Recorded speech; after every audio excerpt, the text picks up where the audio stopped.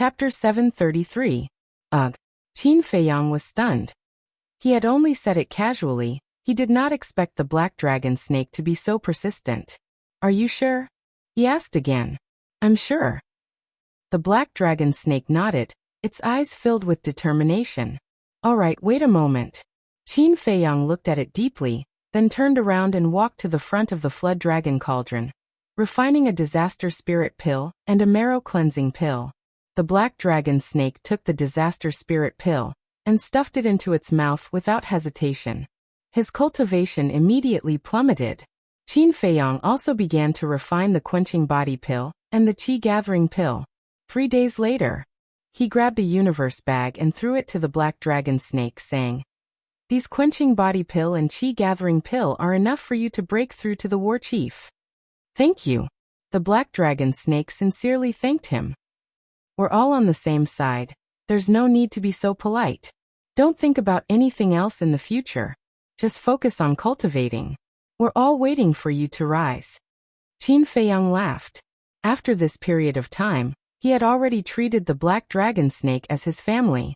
Similarly, the black dragon snake had also completely integrated into this big family. Next, Qin Feiyang consumed a mirage form pill and turned into a thin and weak youth. He left the castle, opened the teleportation gate, and directly descended on the street in front of the main pavilion. The news that the main pavilion was going to auction the potential pill had already spread 3 days ago. Therefore, even though it was early in the morning, there was already a sea of people. Qin Feiyang stood in the middle of the crowd and scanned the crowd in front of the main pavilion. Soon, on the left side of the door, he saw a thin and short man in black, anxiously looking at the crowd.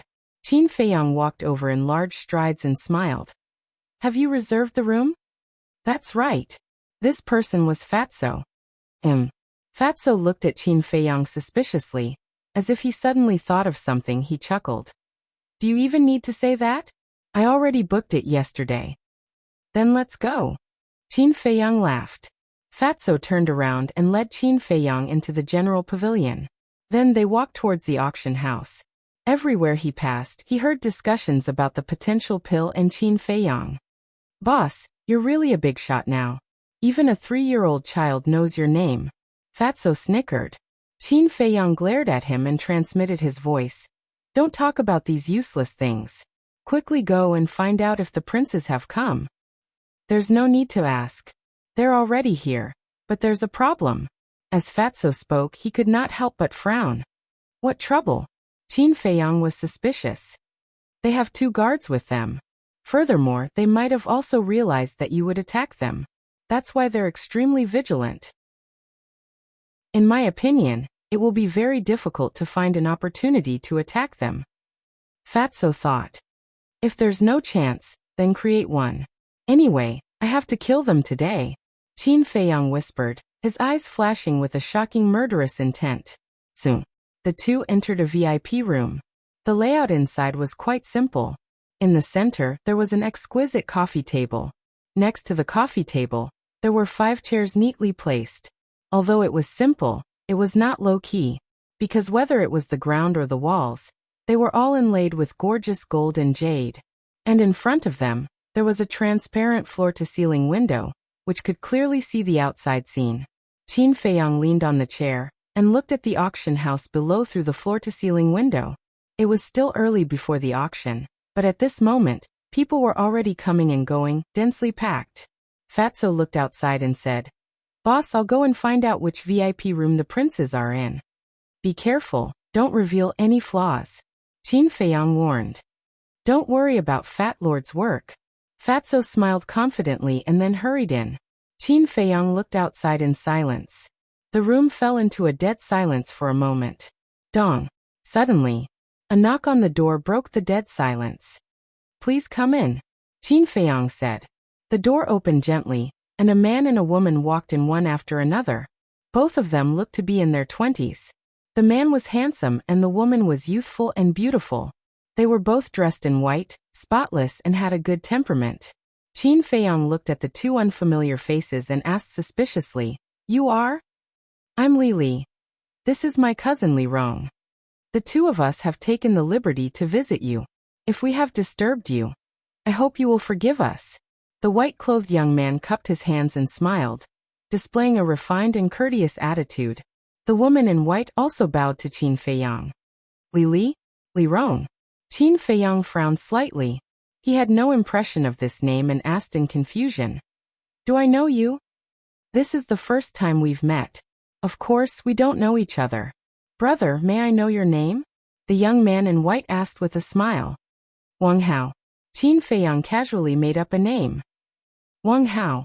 The young man in white thought for a while and said with a smile. King of the world, vast and righteous. Brother Wang's name is really extraordinary. Nice to meet you. Qin Feiyang was stunned. King of the world, vast and righteous? This person's imagination was too rich, wasn't it? What's the matter? He looked at the two of them in confusion. Since they didn't know each other, why did they come to him? Crazy. The young man in white glanced at Qin Feiyang and said with a smile. Brother Wang, are you thinking that we're crazy? Qin Feiyang was surprised. This person was so good at reading people's expressions? It seems that I guessed right. The young man in white smiled and didn't look angry. He said, I'm here to ask for a seat. A seat? Qin Feiyang was stunned and frowned. What do you mean? Look outside. There's a sea of people. There's no place to stand at all. The other VIP rooms have also been reserved. They're basically big shots in the capital. I have neither strength nor background. I really dare not look for them. So, I came to try my luck here. The young man in white smiled. I can take it that you didn't reserve a seat in advance and now you want to get one here? Qin Feiyang said. Yes. The young man in white nodded. Is that so? Qin Feiyang narrowed his eyes slightly. This reason seemed too far-fetched. The auction house was so big. There were so many places to stand. Why did he come to him? Actually, I'm quite embarrassed to disturb Brother Wang. But I really don't have a choice. Look at my cousin. She's a slender and elegant maiden. If she squeezes with those people outside, won't she be a lamb in a tiger's den? So, I hope Brother Wang can lend a helping hand and take us in. Besides, this room is quite big. The two of us won't hinder Brother Wang. The young man in white smiled. Qin Feiyang shook his head and said, I'm sorry. I don't like to stay with strangers. It was clear that the brother and sister had ulterior motives, so he didn't dare to keep such a hidden danger by his side. Sigh. The young man in white sighed softly and said, Brother Qin, why don't you trust people? I really don't mean any harm. Brother Qin? Qin Feiyang was stunned. Then a fierce light burst out of his eyes. He said, What did you call me just now? Brother Qin. The young man in white looked at Qin Feiyang. But then he slapped his head hard and said in annoyance, How could I let it slip? Who exactly are you? Qin Feiyang suddenly stood up and glanced at the two coldly. Brother Qin, don't misunderstand. I swear to you that we really don't mean any harm. The young man in white hurriedly waved his hand. Qin Feiyang said in a low voice, Then how do you know my identity? He didn't tell anyone about coming to the general pavilion. But these two people not only came to find him, but also knew his identity. Could this be a coincidence? So it must be premeditated. Facing Qin Feiyang's aggressive gaze, the young man in white smiled helplessly and nodded. Okay, I admit it. It was Lu Xingqian who told me. Him. Qin Feiyang raised his eyebrows and said, I don't think I told him that I'm coming to the general pavilion.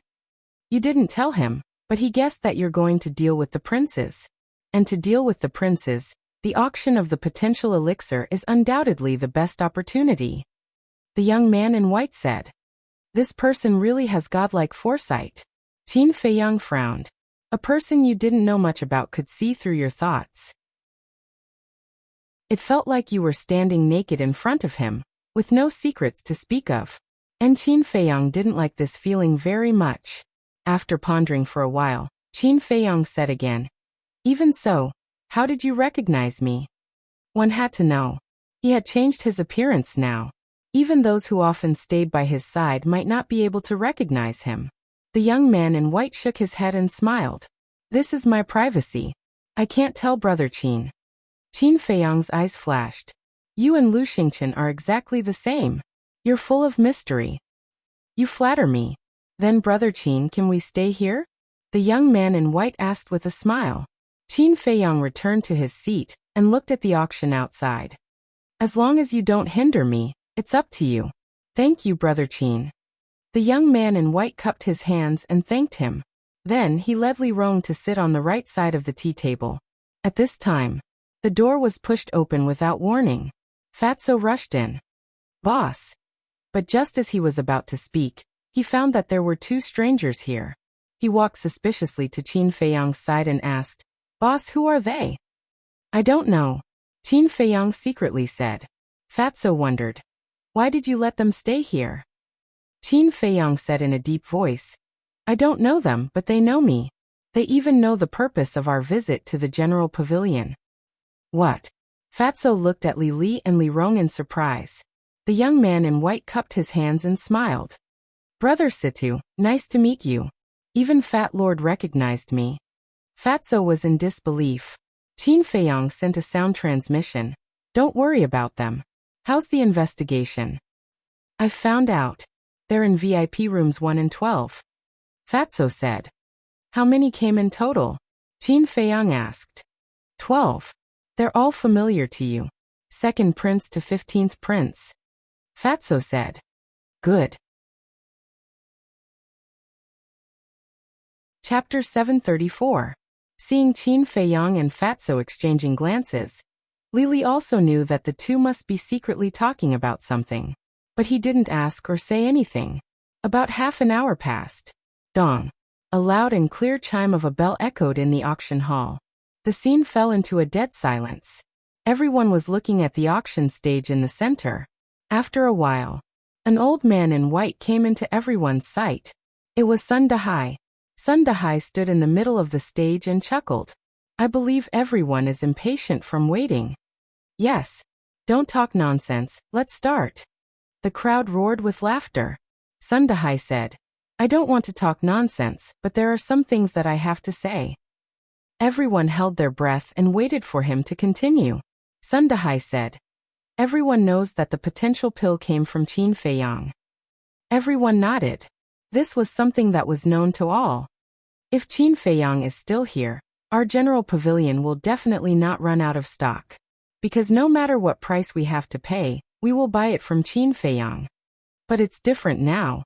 Qin Feiyang is wanted and his whereabouts are unknown. No one can supply us with the potential pill.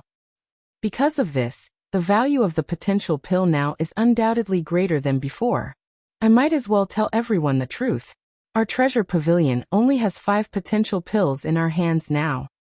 It can be said that every pill used is one less pill. Sun Dahai sighed. The people present also sighed for a while. Yes. Qin Feiyang is no longer here, and the potential pill is going to be peerless. The remaining 5 potential pills are really more precious than peerless treasures. Fatso frowned and said discontentedly, auction it. What's the point of talking so much nonsense? People who do business will definitely use some emotional means in advance to raise the value of the auction items. Li laughed. Did Fat Lord talk to you? Why are you talking so much? Besides, how can Fat Lord not understand such a simple principle? Fatso looked at Li coldly. Li was stunned. He smiled helplessly and said, all right, it's my fault. I'll shut up. You better shut up. Fatso harumphed coldly and transmitted his voice. Boss, why don't we continue to cooperate with the general pavilion in secret? No. The person behind the general pavilion is also the emperor. If the potential pill continues to be auctioned, it will definitely arouse suspicion. Qin Feiyang said. Most importantly, he was not short of money now, so there was no need to take this risk. Sun Dahai continued to say a series of emotional words. In the end, the people in the auction house were full of fighting spirit and looked determined to win. Seeing such an effect, Sun Dahai was very satisfied. He smiled and said, all right, I've said what needs to be said. Next, let's start the auction. After saying that, he took out a jade box and opened it. As soon as the lid of the box was opened, a strong medicinal fragrance immediately filled the air of the auction house. Everyone's eyes immediately lit up. Sun Dahai's face became serious. He said, same old rules, bid freely, no cap. Begin. 250 billion. Before he finished speaking, an arrogant voice sounded from one of the VIP rooms. What? 250 billion right off the bat? As soon as this was said, the auction house was in an uproar. One had to know. Those potential pills that were auctioned in the past were the highest price. With such a high price, how were the others going to bid? Not everyone is qualified to bid for a treasure, like the potential pill. That arrogant voice sounded again. It's the second prince's voice? Fatso frowned. Yes, it's him. Qin Feiyang nodded. Lili smiled and said, today's auction will definitely be more intense than before. It can even be said to be an invisible battle. Qin Feiyang nodded. Now that the eldest prince was dead, the position of the crown prince was empty. In order to compete for the position of the crown prince, the princes would think of ways to make themselves more outstanding. The more effective, direct, and faster way was undoubtedly the potential pill. As long as one got the potential pill and opened the door of potential, one's talent would change drastically. At that time, the chances of succeeding the position of the crown prince would of course be greater. In addition, there were only 5 potential pills in the treasure pavilion, so the princes would naturally fight for them. Second brother is right. Before bidding for the potential pill, we have to consider whether we have the ability or not. I bid 250 billion. At this moment, another arrogant voice sounded. Moreover, there was a hint of threat in his words. This was a threat to everyone except the princes. Third prince. Everyone was stunned. Those who had the ability to participate in the auction could be said to be either rich or noble. Which one of these people wasn't a shrewd old fox? They naturally understood the hidden meaning of the third prince's words. Therefore, no one dared to bid. No one dared to offend these princes. Third brother, how much wealth do you have? I know better than anyone. Why bother to compete?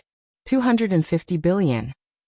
As soon as the third prince's voice fell, the second prince opened his mouth to mock. That's not necessarily true. 253 billion. The third prince continued to bid, unwilling to admit defeat. Then let's join in. 254 billion. 255 billion.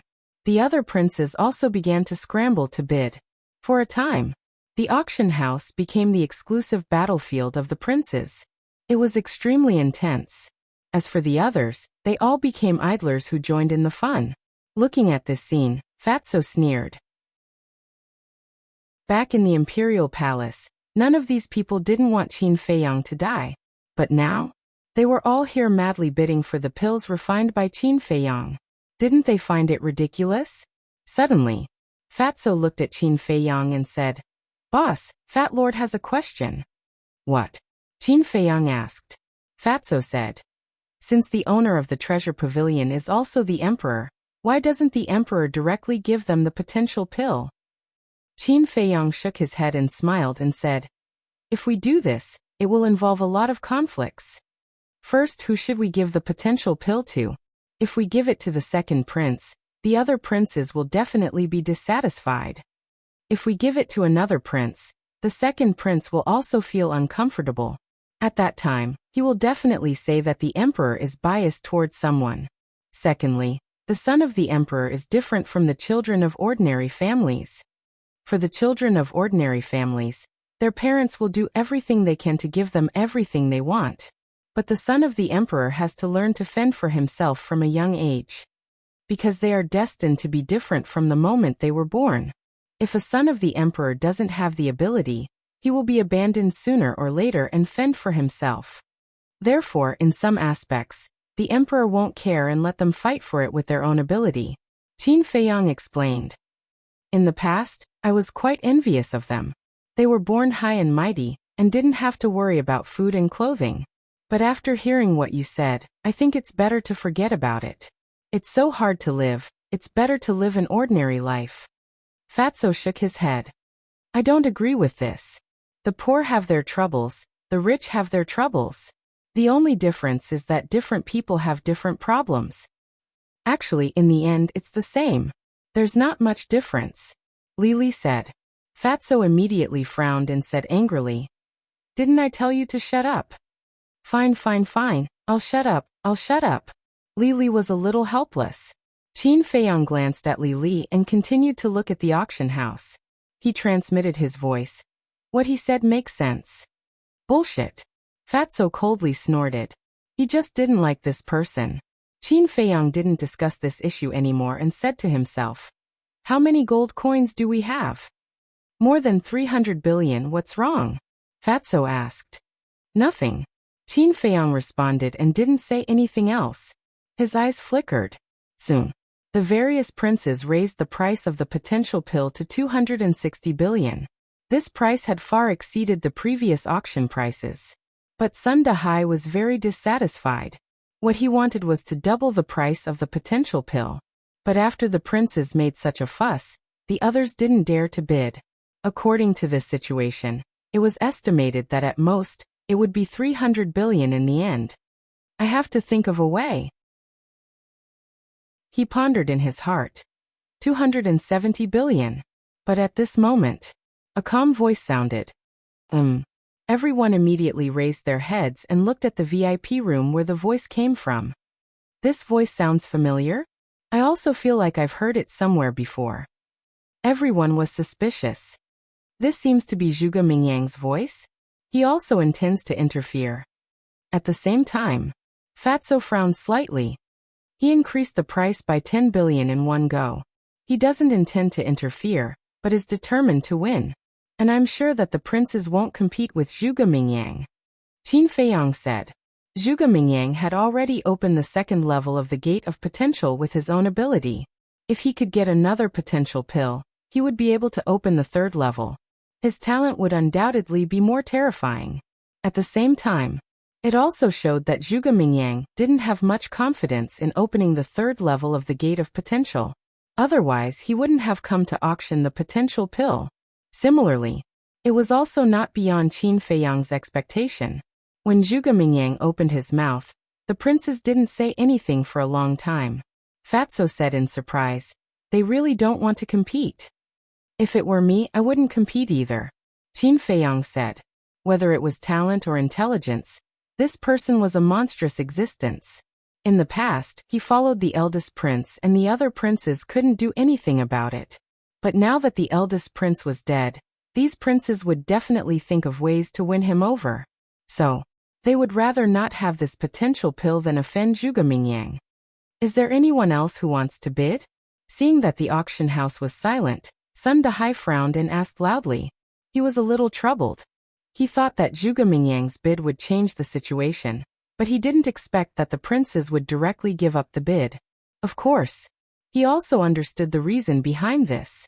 It was just that he really couldn't accept the price. But after waiting for a long time, no one said anything. Sigh. Sun Dahai couldn't help but sigh. Today was really a bad start. Since no one else wants to bid, then I'll announce the result. The final winner of the potential pill is Zhuge. Sun Dahai announced in a loud voice. But at this moment, a voice that seemed to be too weak to even stand up to the wind rang out. 280 billion. When this voice sounded, a trace of surprise crept onto everyone's face. Chapter 735. At the same time, in a certain VIP room, Zhuge Mingyang could not help but frown. As Qin Feiyang expected, he was determined to get this potential pill. He also had full confidence that as long as he opened his mouth, no one would dare to fight with him. However, he had never expected that someone would suddenly appear out of nowhere. 281 billion. Zhuge Mingyang hesitated for a moment and slowly opened his mouth. The highest bidder wins. This was the rule of the treasure pavilion. Even if he was once the #1 genius of the imperial capital, he could not violate this rule. 285 billion. That weak and powerless voice rang out again, and he increased the price by 9 billion in one go. It seemed that he was determined to get it. At this moment, everyone looked at the VIP room where the voice came from. The transparent floor-to-ceiling window could clearly see the scene outside, but the people outside could not see the scene inside. Everyone was guessing, who was this person? Why did he have the intention to target Zhuge Mingyang? At the same time, Fatso Li and Li Rong also looked at Qin Feiyang in confusion. Because the person who bid was Qin Feiyang. They could not understand. Qin Feiyang did not lack the potential pill at all. And this potential pill originally came from Qin Feiyang. Why was he competing with Zhuge Mingyang now? Was there any meaning? But Qin Feiyang did not explain. Looking at the VIP room where Zhuge Mingyang was, his eyes flashed. 285 1 billion. There was a moment of silence. Zhuge Mingyang's voice rang out again. 300 billion. Qin Feiyang said without hesitation. 300 billion. Hearing this number, the people in the auction house were shocked. 300 billion gold coins, for most people, was already an astronomical figure. But this person did not hesitate before bidding. Could it be that he was another disciple of a martial marquis? But even if he was a disciple of a martial marquis, he might not be able to afford this astronomical price. But Sun Dahai was very excited. No matter who the bidder was, as long as he could make money, it was fine. He had a feeling that the price would continue to skyrocket. But at this moment, Zhuge Mingyang's voice rang out. I give up. Give up? Sun Dahai was stunned. His current mood could be said to be extremely puzzled. He had thought that Zhuge Mingyang would fight to the end. Who would have thought that he would give up so easily? But that was fine, at least it was higher than the previous price. He coughed dryly and asked loudly, 300 billion, anyone else? 301 million. The voice of the second prince rang out again. Previously, he didn't fight for it because he was giving face to Zhuge Mingyang. Now that Zhuge Mingyang had given up, he naturally wouldn't miss this opportunity. 310 billion. However, Qin Feiyang didn't even think about it and continued to bid. Still bidding. Looks like he's not targeting Zhuge Mingyang. Everyone mumbled. In the meantime, the second prince frowned and said in a deep voice, Your Excellency, just take it as giving this prince face and giving me this potential pill. 310 billion. From his tone, one could tell that the price had already exceeded his limit. However, Qin Feiyang remained unmoved and said, 320 billion. Another bid of 10 billion. Pa. Immediately, in the second prince's VIP room, the sound of a table being slammed could be heard. It was obvious that he was extremely angry. Similarly, he didn't bid anymore. Because he could no longer afford this price. Sun Dahai suppressed his excitement and asked, 320 billion. Is there anyone else who wants to bid? Although this price didn't double as he had expected, compared to the previous auction price, it was 100 billion higher. He was satisfied. In the end, no one raised the price again. After all, even the princes couldn't afford this price, let alone others. After Sun Dahai announced the result, Qin Feiyang let Fatso pay. Very soon, Fatso brought the potential pill back to the VIP room and complained. Spending so much money to buy a useless potential pill. Fat Lord doesn't even know what you're thinking. After saying that, he threw the potential pill to Qin Feiyang like trash. Qin Feiyang caught it in his hand and smiled meaningfully. Who said it's useless? What do you mean? Fatso was surprised. Li and Li Rong also looked at him curiously. Qin Feiyang didn't explain and said to Fatso, Go and invite the princes here. Tell them that I want to give them a big gift. You want to give them the potential pill? Li Rong was surprised. A bright light flashed in Li's eyes as he smiled and said, Little sister, you don't understand. Brother Qin has an ulterior motive. The potential pill is just a bait to lure the various princes over. Bait. Fatso looked at Li, then looked at Qin Feiyang, as if he suddenly thought of something, and a sinister smile appeared in his eyes. Boss, you're really sinister. All right, just you wait. Fat Lord will go and invite them. Fatso chuckled and hurriedly ran out. The auction outside was still going on. Qin Feiyang looked at Sun Dahai on the auction stage and muttered to himself. This time, you've gotten a huge bargain. If it wasn't for dealing with the princes, he wouldn't have bid for the potential pill. And the price of the potential pill wouldn't have soared to more than 300 billion. However, as long as the plan succeeded, it was worth it to lose these gold coins. Dong. Soon. A knock on the door sounded. You're here? Qin Feiyang muttered, sorted out his mood, and said, Come in.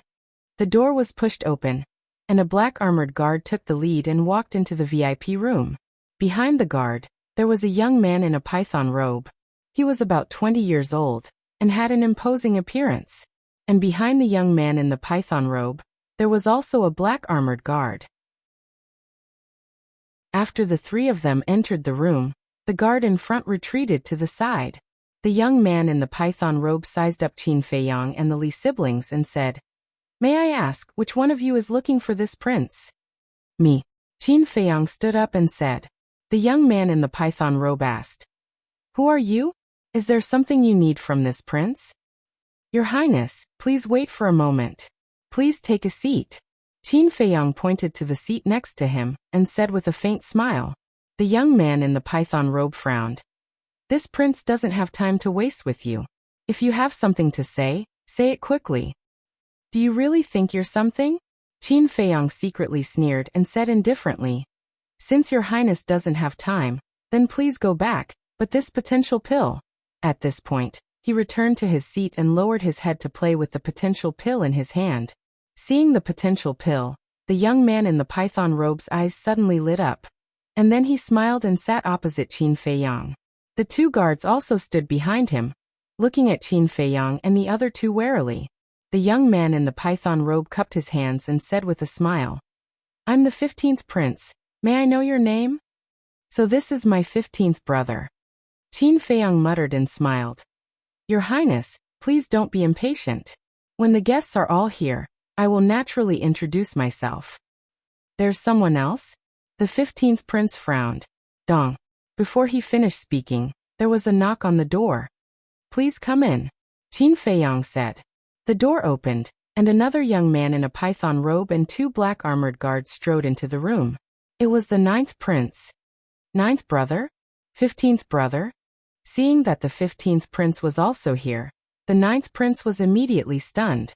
Seeing that the 9th prince was also here, the 15th prince was also stunned. "Please take a seat." Qin Feiyang stood up and pointed at the empty seat next to the 15th prince, smiling at the 9th prince. "What's going on?" The 9th prince was confused. After a while, the other princes also arrived one after another. Only the 2nd prince was not there yet. The 3rd prince looked at Qin Feiyang suspiciously and said, "Why did you call all of us here?" "Your Highness, don't worry," Qin Feiyang said with a smile. Creak. At this moment, the door opened again. Fatso walked in with the 2nd prince and his two guards. "Second brother is also here?"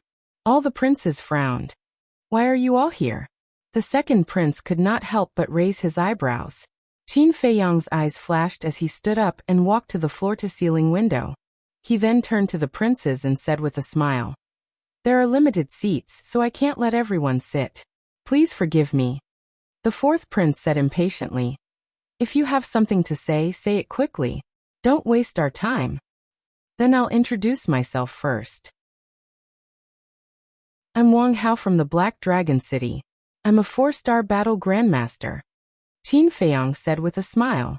The Black Dragon City was also located in the imperial capital. It was a medium-sized city, but it was very far from the capital. Qin Feiyang had only heard of it but had never been there. The 2nd prince asked curiously, "Since Brother Wang is from the Black Dragon City, why did you come to our capital?" Qin Feiyang pondered for a moment and sighed. "It's a bit difficult to talk about this." The 2nd prince said, "If it's difficult to talk about, then don't talk about it. Just tell us your purpose." "Well," Qin Feiyang hesitated, glanced at the black armored guards, and said, "Can you ask them to leave for a while?" With these guards there, he could not do anything at all. But hearing his pleading, all the princes frowned for a moment. Qin Feiyang said, "Everyone, what I'm going to say next is very important. Even if it's your confidants, you'd better not let them know." "So mysterious?" The princes were stunned. The 2nd prince waved to the two guards behind him and said, "You guys go out first." "Your Highness, you can't." "Yeah, this person's background is unknown. We have to be careful." The two guards hurriedly sent sound transmissions. "It's fine." The 2nd prince waved his hand.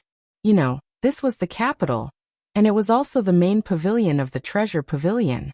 Who would dare to cause trouble here? Moreover, They were all princes who would dare to harm them. One of the guards secretly said, "Then we'll guard outside the door. If there's anything, call us." The second prince nodded. Then, the two guards glanced at Qin Feiyang, then turned around and walked out. The second prince's guards left, and the other princes also let their guards go out. Qin Feiyang looked at Fatso and said, "Go close the door." "All right." Fatso shouted, turned around and ran to the door, stuck his head out to look at both sides of the door, and then closed it. Then, he walked to Qin Feiyang's side and quietly sent a sound transmission. "They're all guarding the door. What should we do?" "Kill them all," Qin Feiyang thought. "Are you crazy? They're right outside. If there's any movement, they'll hear it. At that time, even if we can kill the princes, we won't be able to escape." Chapter 736. Then what do you think we should do? We lost more than 300 billion to invite them here. We can't just let it go like this, right? Qin Feiyang said. Fatso said, "But this is too risky. They are the sons of the emperor. How can there be no risk in killing them? Act according to the situation later. As long as I make a move, you immediately open a portal," Qin Feiyang secretly instructed. "All right," Fatso replied. Now that the arrow was on the bow, it had to be released. The second prince urged, "Hurry up and say it." Qin Feiyang raised his arm and released his fingers. The potential pill immediately appeared in front of the princes. Immediately, everyone's eyes lit up, full of desire. Qin Feiyang smiled and said, "Actually, I didn't snatch the potential pill for myself, but to give it to your highness." "For us?" The princes looked at each other. "That's right. This is my first time in the capital, and I'm unfamiliar with the place, so I would like to ask your highness to take care of me in the future," Qin Feiyang said. The princes suddenly realized that he was trying to curry favor with them. The second prince said playfully, "We have seen your sincerity, but how are we going to split this potential pill?" Qin Feiyang said, "Then according to your highness, how should we split this potential pill?" The second prince smiled and said, "That will depend on your choice." In other words, Qin Feiyang could only choose one person. "Hearing your highness' words, it seems that I really have to think about it." Qin Feiyang furrowed his brows as he sized up the princes. The princes also looked at Qin Feiyang expectantly. After all, this was a big bargain. Who didn't want it? In the end, Qin Feiyang chuckled and said, "After thinking about it, I still feel that it's more appropriate to choose your highness, the second prince." The second prince smiled. However, the faces of the other princes darkened. Qin Feiyang said, "Everyone, don't be anxious. Although I don't have the potential pill, I have prepared a greeting gift for everyone." The 15th prince snorted coldly and said, "What kind of meeting gift can compare to the potential pill?" "Your highness is right. It is indeed incomparable to the potential pill, but it is still a rare treasure. I guarantee that you will be satisfied." Qin Feiyang smiled and walked up to the second prince, offering the potential pill with both hands. The second prince chuckled as he grabbed the potential elixir. But at this moment, Qin Feiyang abruptly raised his head, and two sharp beams of light shot out from his eyes. Following closely, a red sword aura shot out from his fingertip and entered the second prince's glabella. A painful scream suddenly exploded in the auction house. "What's the situation?" Everyone was bewildered. Sun Dahai, who was in the auction house, immediately stopped the auction and looked at Qin Feiyang's VIP room in surprise. In the meantime, inside the VIP room, the third prince and the others were also glaring at the second prince, who had fallen to the ground, in disbelief. Fatso also opened a portal. In the blink of an eye, after killing the second prince, Qin Feiyang grabbed the potential elixir and looked at the third prince and the others, murderous intent overflowing from his eyes. Whoosh! With a wave of his hand, more than a dozen sword auras appeared and entered the glabella of the princes. Immediately, blood splattered across the sky. The screams shocked everyone. Qin Feiyang sneered and said, "This is my gift to all of you. Are you satisfied?" Bang! Before he finished speaking, the door was forced open. The black armored guards guarding outside swarmed into the VIP room. When they saw the situation of the princes, their expressions changed drastically. Fatso shouted, "Boss, let's go!" Qin Feiyang glanced at those black armored guards, then took a step forward and directly entered the teleportation gate. Li Li and Li Rong also hurriedly got up and rushed into the portal. One of the guards suddenly came back to his senses and shouted, "Stop them!" Qin Feiyang raised the corner of his mouth and said with a cold smile, "Go back and tell the emperor and the state preceptor that I, Qin Feiyang, will be back sooner or later." This sentence resounded throughout the auction house, with strong hatred and murderous intent. What? There was no suspense. The auction house was in an uproar. "You are the 14th prince?" The guards also looked at Qin Feiyang in surprise. "Other than me, who else could it be?" Qin Feiyang smiled coldly, and his figure disappeared without a trace. Crack. Just as Qin Feiyang left, the floor-to-ceiling window shattered. Two figures rushed in like lightning and landed in the VIP room. It was Sun Dahai and Zhuge Mingyang. Looking at the princes lying in a pool of blood, their faces were filled with horror. At the same time, the people outside also flew into the air and looked at the princes' corpses in horror. Qin Feiyang actually appeared again, and he even killed all the princes. Wasn't this person too crazy? Where is he? After Zhuge Mingyang came back to his senses, he looked at the guards with a gloomy look. He escaped. One of the guards said. Zhuge Mingyang said angrily, "He killed so many princes, and you actually let him escape. Do you know what the consequences are?" The guards wanted to say something but stopped. Their faces were full of horror. Although this matter was not their fault, it was their fault for not protecting their master well. If the emperor pursued this matter, none of them would be able to live. So many of you can't even stop one Qin Feiyang. You are all good-for-nothings and useless. What are you waiting for? Hurry up and inform the commander. Zhuge Mingyang clenched his fists and shouted angrily. Yes, yes, yes. One of the guards quickly took out a video crystal and sent a message to the commander of the invincible Black Army. Zhuge Mingyang turned to Sun Dahai and said gloomily, "This matter happened in your Zhenbao Pavilion. I'm afraid your Zhenbao Pavilion can't escape the blame." Sun Dahai frowned. It seemed that he was dissatisfied with Zhuge Mingyang, but he didn't refute. Because it was the truth. Although he didn't know that Qin Feiyang had sneaked into Zhenbao Pavilion, it was an undeniable fact that all the princes had died here. If the emperor didn't pursue this matter, it would be fine. If the emperor pursued this matter, he might not be able to keep his life. Alas, this bastard really knows how to harm people. What did you say? Qin Feiyang killed the second prince and the others again? Oh my god, this person is too scary. He is still wanted. How can he come out to kill people again? Isn't he afraid of being caught? Crazy, really crazy. This matter spread from 1 to 10, from 10 to 100, and soon it became a hot topic in the capital city. No matter who heard this news, they were all shocked and frightened. It was already shocking enough that he had killed the first prince, caused havoc in the imperial palace, and challenged the emperor. Now he had killed all the 12 princes again. This Qin Feiyang was really a person that couldn't be offended. Meanwhile, in the imperial palace, after the commander of the invincible Black Army received the news, he went to see the emperor immediately. However, the emperor didn't have much of a reaction. On the other hand, the state preceptor was so angry that he stomped his feet in the throne room. He looked at the emperor and bowed. "Your Majesty, this Qin Feiyang is too arrogant. We must find a way to punish him as soon as possible. Otherwise, we don't know what will happen next." The Grand Commander nodded and said, "The state preceptor is right.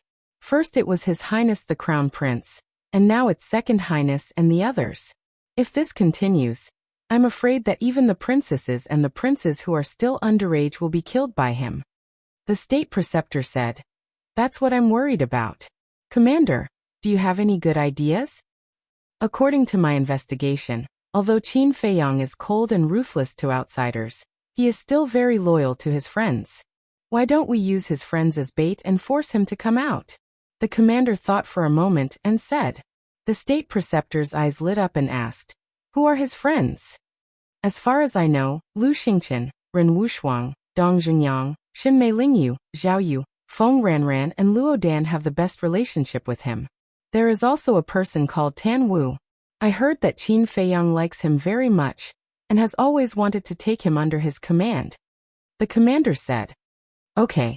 Immediately take people to catch all of them for me. The state preceptor said.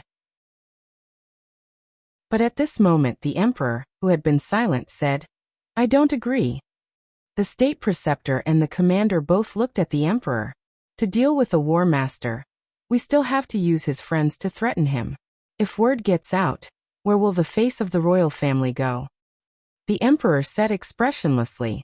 The state preceptor said, Your Majesty, the situation is different now. If there is another way, I will not do this. Since you know it's a bad idea, then you shouldn't do it. In short, I won't agree. You are not allowed to secretly attack them behind my back. The emperor said. The state preceptor's eyes flashed, and he bowed and said, Then Your Majesty, please indicate how we should catch Qin Feiyang. This is your business. Think about it yourself. After saying that, the emperor got up and disappeared in an instant. I guess that Your Majesty still has a trace of feelings for Qin Feiyang. The state preceptor's eyes darkened. You can't blame Your Majesty for this. After all, no matter what, Qin Feiyang is also Your Majesty's flesh and blood. He was once the son he was most proud of and cared about the most. The commander sighed. That little bastard has become like this. What else is there to care about? You go and arrest Lu Xingqian and the others. The state preceptor ordered. The commander was stunned and hurriedly said, State preceptor, Your Majesty has clearly said that we can't attack them. Just do it. If Your Majesty pursues responsibility, I will bear it alone. The state preceptor said. This is not a matter of bearing responsibility. This is a crime of disobedience. The commander said. The state preceptor's eyes were cold, and he said, If you don't go, I will let the law enforcers of the temple do it. Law enforcers? The commander's body trembled and he nodded and said, Okay, we will do as the state preceptor said, but I have a small condition. Say it. The state preceptor said. You can arrest them, but don't hurt them. After all, they only have a good relationship with Qin Feiyang. There is nothing else. The commander said. Do I need you to say that? If Qin Feiyang really does not save them, I will definitely let them go. The state preceptor said. Well, I will do it right away. The commander breathed a sigh of relief, turned around and strode out. Qin Feiyang, you'll never be able to escape from this old man's grasp. That dagger, I am determined to get it. Chapter 737. Divine Palace. A golden figure appeared out of thin air. It was the great commander. Following closely, black armored guards appeared above the Pill Hall and Martial Arts Hall. There were 20 of them, and the aura they emitted was unfathomable. Go down. The great commander shouted coldly. His voice was as loud as a bell. Whoosh! Immediately, those black armored guards rushed into the Pill Hall and Martial Arts Hall like lightning. What's going on? Why are there so many invincible black army? Looking at the black armored guards that looked like divine soldiers descending from the heavens, the disciples of the Temple of Light were bewildered. After a while, Lu Xingqian, Ren Wushuang, Xinmei Tanwu, Dong Zhengyang, Lingyu, and the others were brought to the great commander. They too were baffled by this. However, Lu Xingqian could vaguely guess. He looked at the great commander, cupped his hands and asked, Sir, did we do anything wrong? No. The great commander shook his head. Lu Xingqian said, Sir, since we didn't do anything wrong, why did you bring us here? Ren Wushuang and the others were also confused. Follow me to a place first. The great commander waved his hand, and a portal opened. Dong Zhengyang transmitted his voice. Look at him. He doesn't seem to be friendly. Lu Xingqian's eyes flashed. He said to himself, Don't be rash. Let's observe the situation first. Let's go. After speaking, he took the lead and stepped into the portal. Dong Zhengyang and the others looked at each other and walked in one after another. Immediately, the Grand Commander also led the 20 guards into the teleportation gate. Soon, everyone appeared in an unfamiliar place. Below them was a vast mountain range. They couldn't see the end of it. The mountain range was high and low, and the peaks were stacked on top of each other. The mountain stream was filled with towering trees, and the thick vines were entangled like dragons. At the same time, everyone could still feel a terrifying aura from the mountain stream. Where is this? Lu Xingqian and the others were confused. Suddenly, Dong Zhengyang pointed to a place in front and said in surprise, "Look, there's an ancient castle." Everyone looked over. There was a giant mountain that was several thousand feet tall standing in the middle of the mountain. On top of the mountain there was an ancient castle. The castle was huge and towered into the clouds. It was completely black like ink and emitted a mysterious and cold aura. And on the front of the castle, there were two big words carved in blood. God's prison. Looking at these two words, Lu Xingqian's gaze trembled. He couldn't help but feel an uneasy premonition.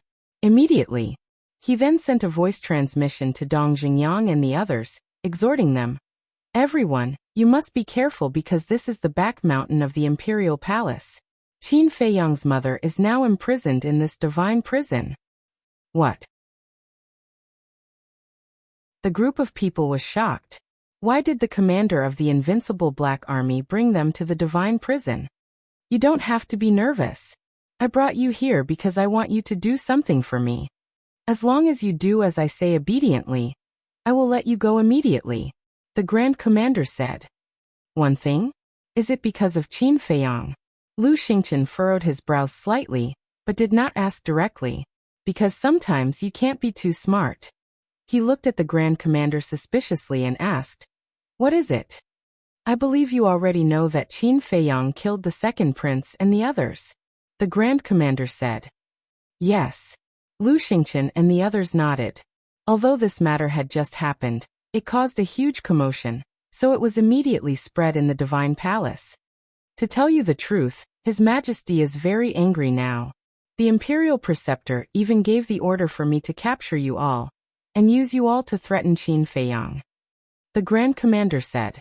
Lu Xingqian frowned and said, "So you brought us here?" "That's right. But I also know that this matter has nothing to do with you.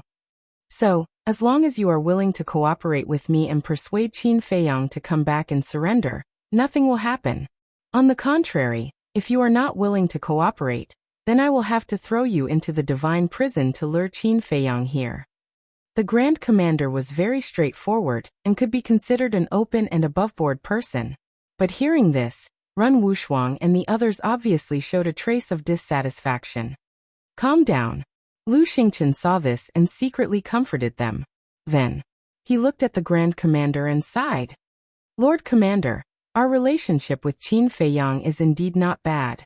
However, it hasn't reached the point where we will live and die together. I don't think he will listen to our advice." The Grand Commander's eyes were slightly cold. "How do you know if you haven't tried?" "Well, I'll try." Lu Xingqian sighed helplessly, took out the image crystal, and poured his battle qi into it. At the same time, his eyes flashed slightly, and he carefully asked, "May I ask, does the Emperor know about this matter?" The Grand Commander's face suddenly darkened and he shouted, "This is not something you should ask." Lu Xingqian's face changed, and he hurriedly lowered his head and said, Sorry, I said too much, please forgive me." But an imperceptible light flashed across his eyes. At the same time, on the mountain peak near the Black Dragon Pool, Qin Feiyang and Fatso had already taken the facial restoration pill and restored their true appearance. Lily asked with a smile, "Brother Qin, what are your plans now?" Fatso raised his eyebrows and said, "What plans do we have? Does it have anything to do with you?" "Not necessarily." Lily chuckled. Fatso was taken aback and frowned. "What do you mean?" Lily smiled but did not say anything. Qin Feiyang also turned around, looked at Li Li and Li Rong, and said, "Tell me, who are you?" Li Li was about to speak. At this moment, Qin Feiyang's image crystal rang. He took out the image crystal and merged a wisp of battle qi into it. Immediately, Lu Xingqian and the others appeared, including the Grand Commander of the Invincible Black Army. Seeing that Lu Xingqian and the others were with the Grand Commander, Qin Feiyang's heart skipped a beat. Lu Xingqian asked, "Brother Qin, where are you now?" As he spoke, he winked at Qin Feiyang. After being together for so long, Qin Feiyang knew Lu Xingchen very well. He immediately understood and said indifferently, "Where I am has something to do with you?" "Indeed, it has nothing to do with you. But because of you, we were all captured by the Grand Commander. If you don't come back and turn yourself in, I'm afraid we'll be in big trouble. Brother Qin, in any case we're friends. You can't implicate us." Lu Xingchen said. "Friends? I can't afford to be friends with you." Qin Feiyang sneered, then looked at the Grand Commander and mocked. "You want to capture a few cats and dogs to threaten me, Qin Feiyang? Aren't you looking down on me too much?" "Is that so?" A cold light flashed in the Grand Commander's eyes. His index finger shot out, and a wisp of battle qi entered Lu Xingchen's chest like lightning. Lu Xingchen's body trembled, and he spat out a mouthful of blood on the spot. And there was a bloody hole the size of a thumb in his chest. But it didn't hurt his heart. Seeing this, Qin Feiyang's hands, which were hidden in his sleeves, couldn't help but clench tightly. But his expression didn't change at all. Obviously, he was cold and ruthless. "You really don't care?" The Grand Commander raised his eyebrows and looked at Ren Wushuang and the others. "If you don't come back, I will kill them all." After saying that, with a wave of his hand, several wisps of battle qi emerged and entered the chests of Ren Wushuang and the others. Suddenly, blood dyed the sky. "Bastard!" Fatso also clenched his fists tightly, and a strong killing intent emerged in his heart. Qin Feiyang secretly said, "Don't be impulsive, he's just testing us." Fatso said, "Fat Lord knows that he's testing us, but we can't let him off." Qin Feiyang's eyes flashed with a shocking light. He looked at the Grand Commander and said indifferently, "I don't have time to waste with you. If you want to kill them, go ahead." After saying that, he directly turned off the image crystal, and his face immediately became gloomy. "Boss, why don't we sneak into the Imperial Palace again and have a good time?" Fatso's face was incomparably gloomy. "Heard of it?" Lily frowned slightly and said hesitantly, "That? Can I say a few words?" "Speak." Fatso shouted without worry. "I believe that Lu Xingchen has already told you about the strength of the Imperial Preceptor. Your space divine item can't escape the search of his divine sense. If you sneak into the Imperial Palace now, to put it bluntly, you're digging your own grave." Lily said. Fatso said angrily, "But we can't let them hurt Ren Wushuang and the others." Qin Feiyang waved his hand and said, "It doesn't matter. Even if they have this idea, I'm afraid they can't do it." "What do you mean?" Fatso was suspicious. "Do you think that Lu Xingchen is a person who will sit still and wait for death? If the Grand Commander really wants to kill them, he can enter the space divine item and take everyone away from the Imperial Palace." Qin Feiyang said indifferently. Fatso was stunned and suddenly said, "That's right, his space divine item can move." In other words, as long as Lu Xingchen was there, they didn't need to worry at all. Whoosh! At this moment, a black figure appeared in the sky above the Black Dragon Swamp. This person had a dignified appearance. His 7-foot body was tall and straight like an iron pine. He held a folding fan in his hand and looked very elegant. Qin Feiyang immediately sensed this person's aura. When he looked up, his pupils suddenly shrank. Because this person was Zhuge Mingyang. How did he know we were here? After Fatso finished speaking, he looked at Li Li and Li Rong unkindly. Li Li hurriedly waved his hand and said, "Don't mess around. We didn't leak any information." Zhuge Mingyang looked around and immediately saw Qin Feiyang and the others. "You're really here." He closed his folding fan and took a step forward. In an instant, he landed on the peak of the mountain, and his aura firmly locked onto Qin Feiyang. Qin Feiyang said, "You can even guess that. I really admire your brain more and more. I just suddenly remembered that we worked together to kill the 13th prince in the Black Dragon Swamp. So, I wanted to come here to try my luck. I didn't expect to meet you here. What are your last words? Tell me quickly." Zhuge Mingyang said. "Last words?" Qin Feiyang shook his head and smiled. "There's only one thing that puzzles me. Why do you care so much about the first prince?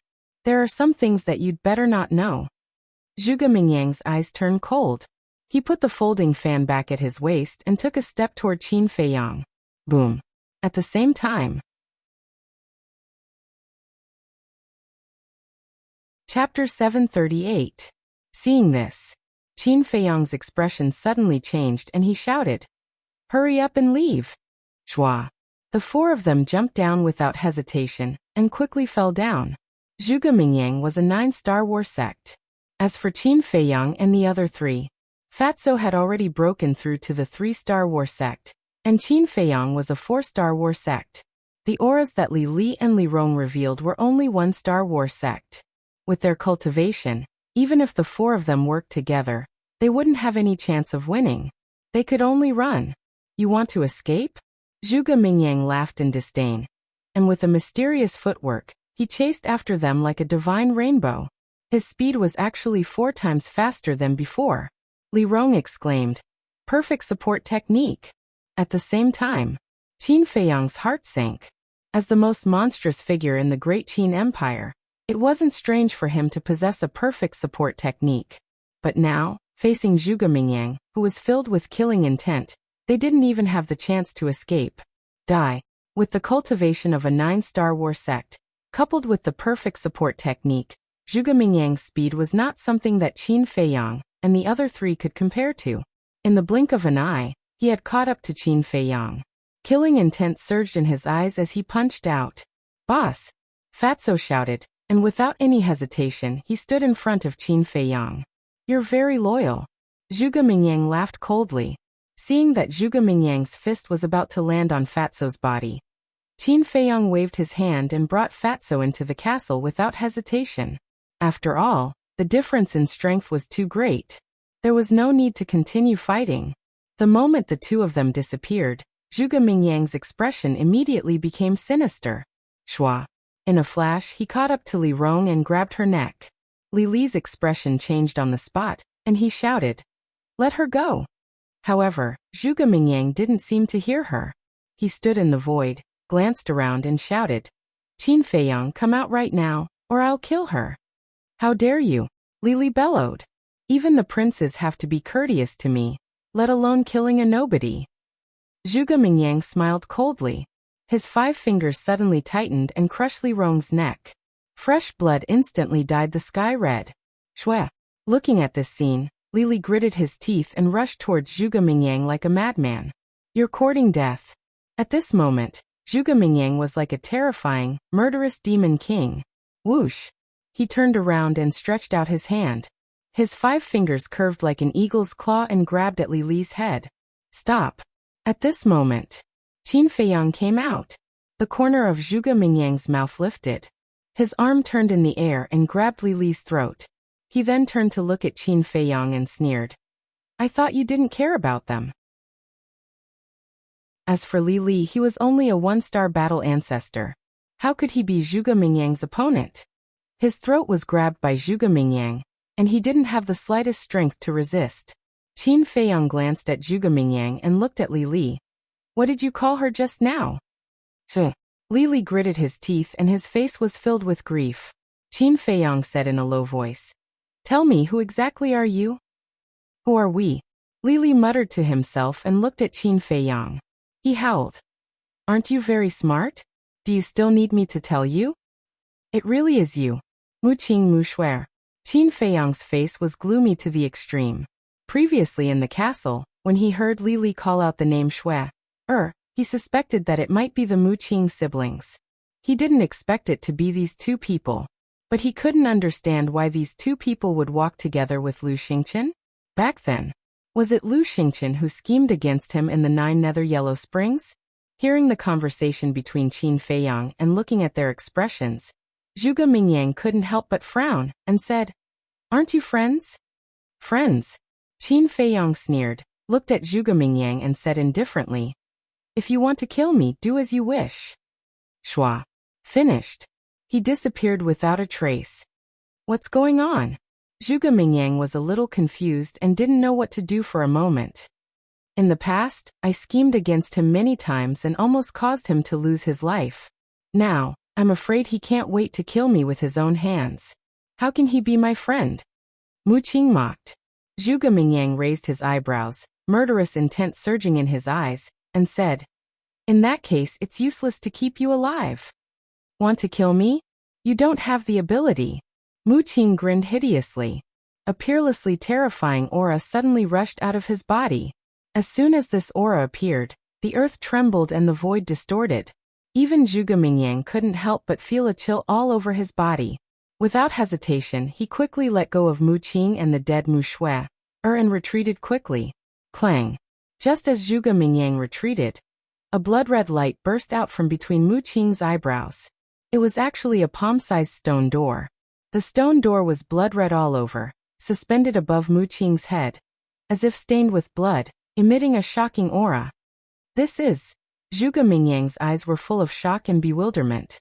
Mu Qing glared at Zhuge Mingyang coldly, then swooped down and hugged the dead Mu Shui. I'm sorry. I should have taken out the space-time gate earlier, then you wouldn't have died. It's all my fault." Looking at Mu Shui's pale face, Mu Qing's face was full of self-blame. "Space-time gate?" Zhuge Mingyang frowned. Swoosh. All of a sudden, Mu Qing raised his head and looked at Zhuge Mingyang. His eyes were red, like a mad beast. "Zhuge Mingyang, right? Just you wait, sooner or later I'll make you pay with your blood." "Space-time gate, awaken!" he roared, and a blood-red stream of qi rushed out of his body. This was the qi and blood in his body. It was also the combination of battle qi and blood. As soon as the qi and blood appeared, they continuously rushed toward the stone gate. The stone gate was also crazily absorbing Mu Qing's qi and blood. As it absorbed more and more qi and blood, the stone gate gradually began to grow, and the aura it emitted became stronger and stronger. Not only was Zhuge Mingyang unable to get close, but he was also forced to retreat. However, Mu Qing's body was undergoing earth-shaking changes. His face was becoming old. The flesh and blood in his body were being hollowed out. Soon he became a skinny old man with a face full of wrinkles. "Still can't be awakened?"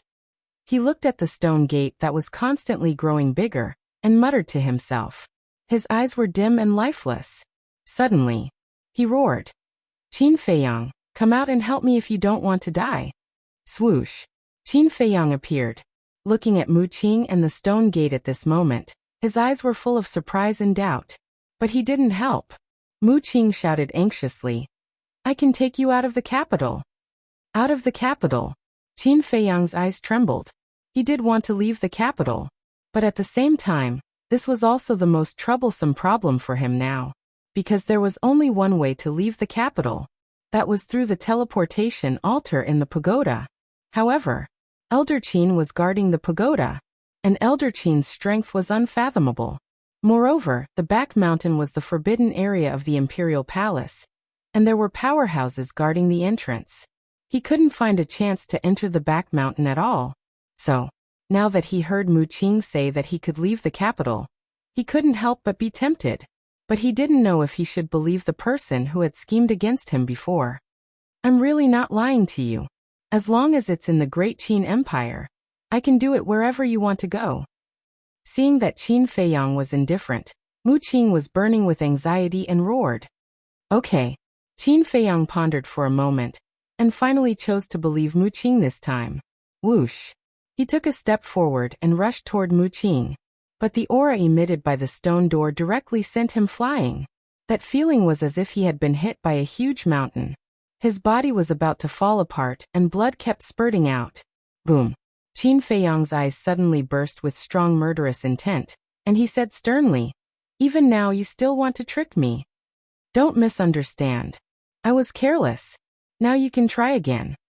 After Mu Qing finished speaking, her mind moved slightly, and the invisible aura in front of Qin Feiyang disappeared into thin air. Qin Feiyang tentatively took a step forward. Seeing that there was no resistance at all, he flew toward Mu Qing with ease. Stop! But at the same time, Zhuge Mingyang roared and chased after Qin Feiyang. "Get lost!" Mu Qing roared angrily, and the invisible aura appeared out of thin air again, directly forcing Zhuge Mingyang back. Qin Feiyang turned around and looked at Zhuge Mingyang in surprise. The aura appeared, but he was not affected at all. Could it be that Mu Qing could control these auras as she wanted? Hurry up, I can't hold on any longer. Mu Qing roared. Whoosh! Qin Feiyang turned his head, and in a few blinks of an eye, he landed beside Mu Qing. Looking at the stone door, he frowned and said, "What should I do?" "The same as me," Mu Qing said. Qin Feiyang did not hesitate. His body shook, and a stream of qi and blood rushed out of his body and rushed toward the stone door. Immediately, his face was full of horror. When the qi and blood rushed into the stone door, he immediately felt that the stone door was like a bottomless pit, and the stone door began to actively absorb the qi and blood in his body. He looked at the stone door, and a terrifying name appeared in his mind. He suddenly turned to Mu Qing and said in surprise, "Your stone door is a divine weapon?" "That's right." Mu Qing nodded. "Bastard, are you crazy?" Qin Feiyang was furious. Without hesitation, he took Wolf King, Fatso Lu Hong, the pangolin, and the black dragon snake out of the castle.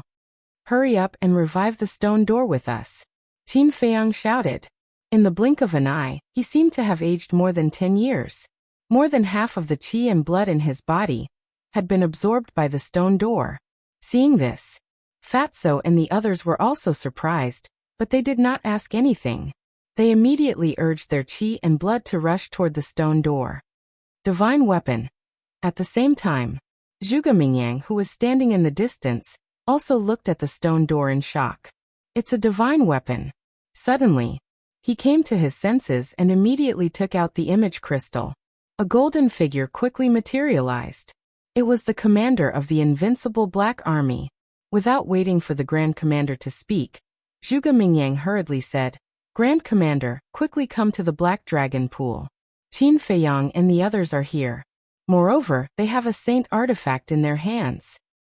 "What? They have a divine weapon?" Chapter 739. See for yourself if you don't believe me. Zhuge Mingyang turned the image crystal to face Qin Feiyang and the others. Looking at the stone door, the Grand Commander's pupils constricted and he said, "Give me the coordinates." "Okay." Zhuge Mingyang nodded. Qin Feiyang and the others saw the message between Zhuge Mingyang and the Grand Commander. Mu Qing said anxiously, "Qin Feiyang, is there anyone else in your castle?" Just Zhuge Mingyang alone was enough to make them unable to fight back. If the Grand Commander joined in, they would be doomed. "No." Qin Feiyang shook his head. "We're done for. With our cultivation, I'm afraid it'll be difficult to revive the space-time gate. We might even be sucked dry by the space-time gate and die." Mu Qing's eyes were filled with despair. "What's the use of saying all this now? Let's work harder. Otherwise, we'll die in the hands of the Grand Commander before our blood is sucked dry by the space-time gate." Qin Feiyang said in a low voice. A sacred artifact was comparable to a 9-star battle saint. It required an extremely vast amount of battle qi and blood to revive. A 9-star battle saint was an invincible existence to Qin Feiyang and the others. Therefore, they were simply digging their own graves by reviving the space-time gate. At this moment, whether it was Qin Feiyang or Fatso and the others, they were all skin and bones. Their lives were in danger. To make matters worse, the Grand Commander came with a group of black armored guards. The cultivation of each of these black armored guards was comparable to Zhuge Mingyang. There were 50 to 60 of them. It's indeed a sacred artifact. As soon as the Grand Commander appeared and sensed the aura emitted by the space-time gate, his face was filled with horror. Zhuge Mingyang said, "Is there any way to stop them?" The Chief Commander shook his head and said, "I can't do it with my strength. I have to call the Chief Commander of the Kirin Army." After saying that, the commander of the invincible Black Army took out an image crystal. "General of the Kirin Army." Qin Feiyang's eyes trembled. He looked at Mu Qing gloomily and said, "You've got us into big trouble this time." Mu Qing also looked bitter and helpless. If he had any other choice, he would not have come to the dimensional gate. Fatso asked, "Boss, is the commander of the Kirin Army very strong?" "Very strong, but I'm not too sure how strong they are. However, it is not hard to imagine that the commander of the invincible Black Army would ask him for help. He must be a 9-star battle saint or even higher." Because only existences at this level have the strength to contend against sacred artifacts. Qin Feiyang said. A 9-star battle saint or even higher. Fatso and the others trembled. If this person came, wouldn't they be finished? What's the matter? Right at this moment. An imperious voice echoed in the rift.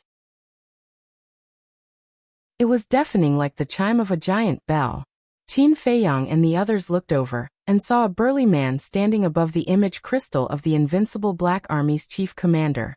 This man was 8 feet tall and looked like a small giant. His upper body was exposed, revealing his well-developed chest muscles.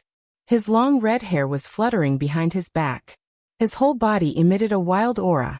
Come to the Black Dragon Pool quickly. Qin Feiyang has a sacred artifact.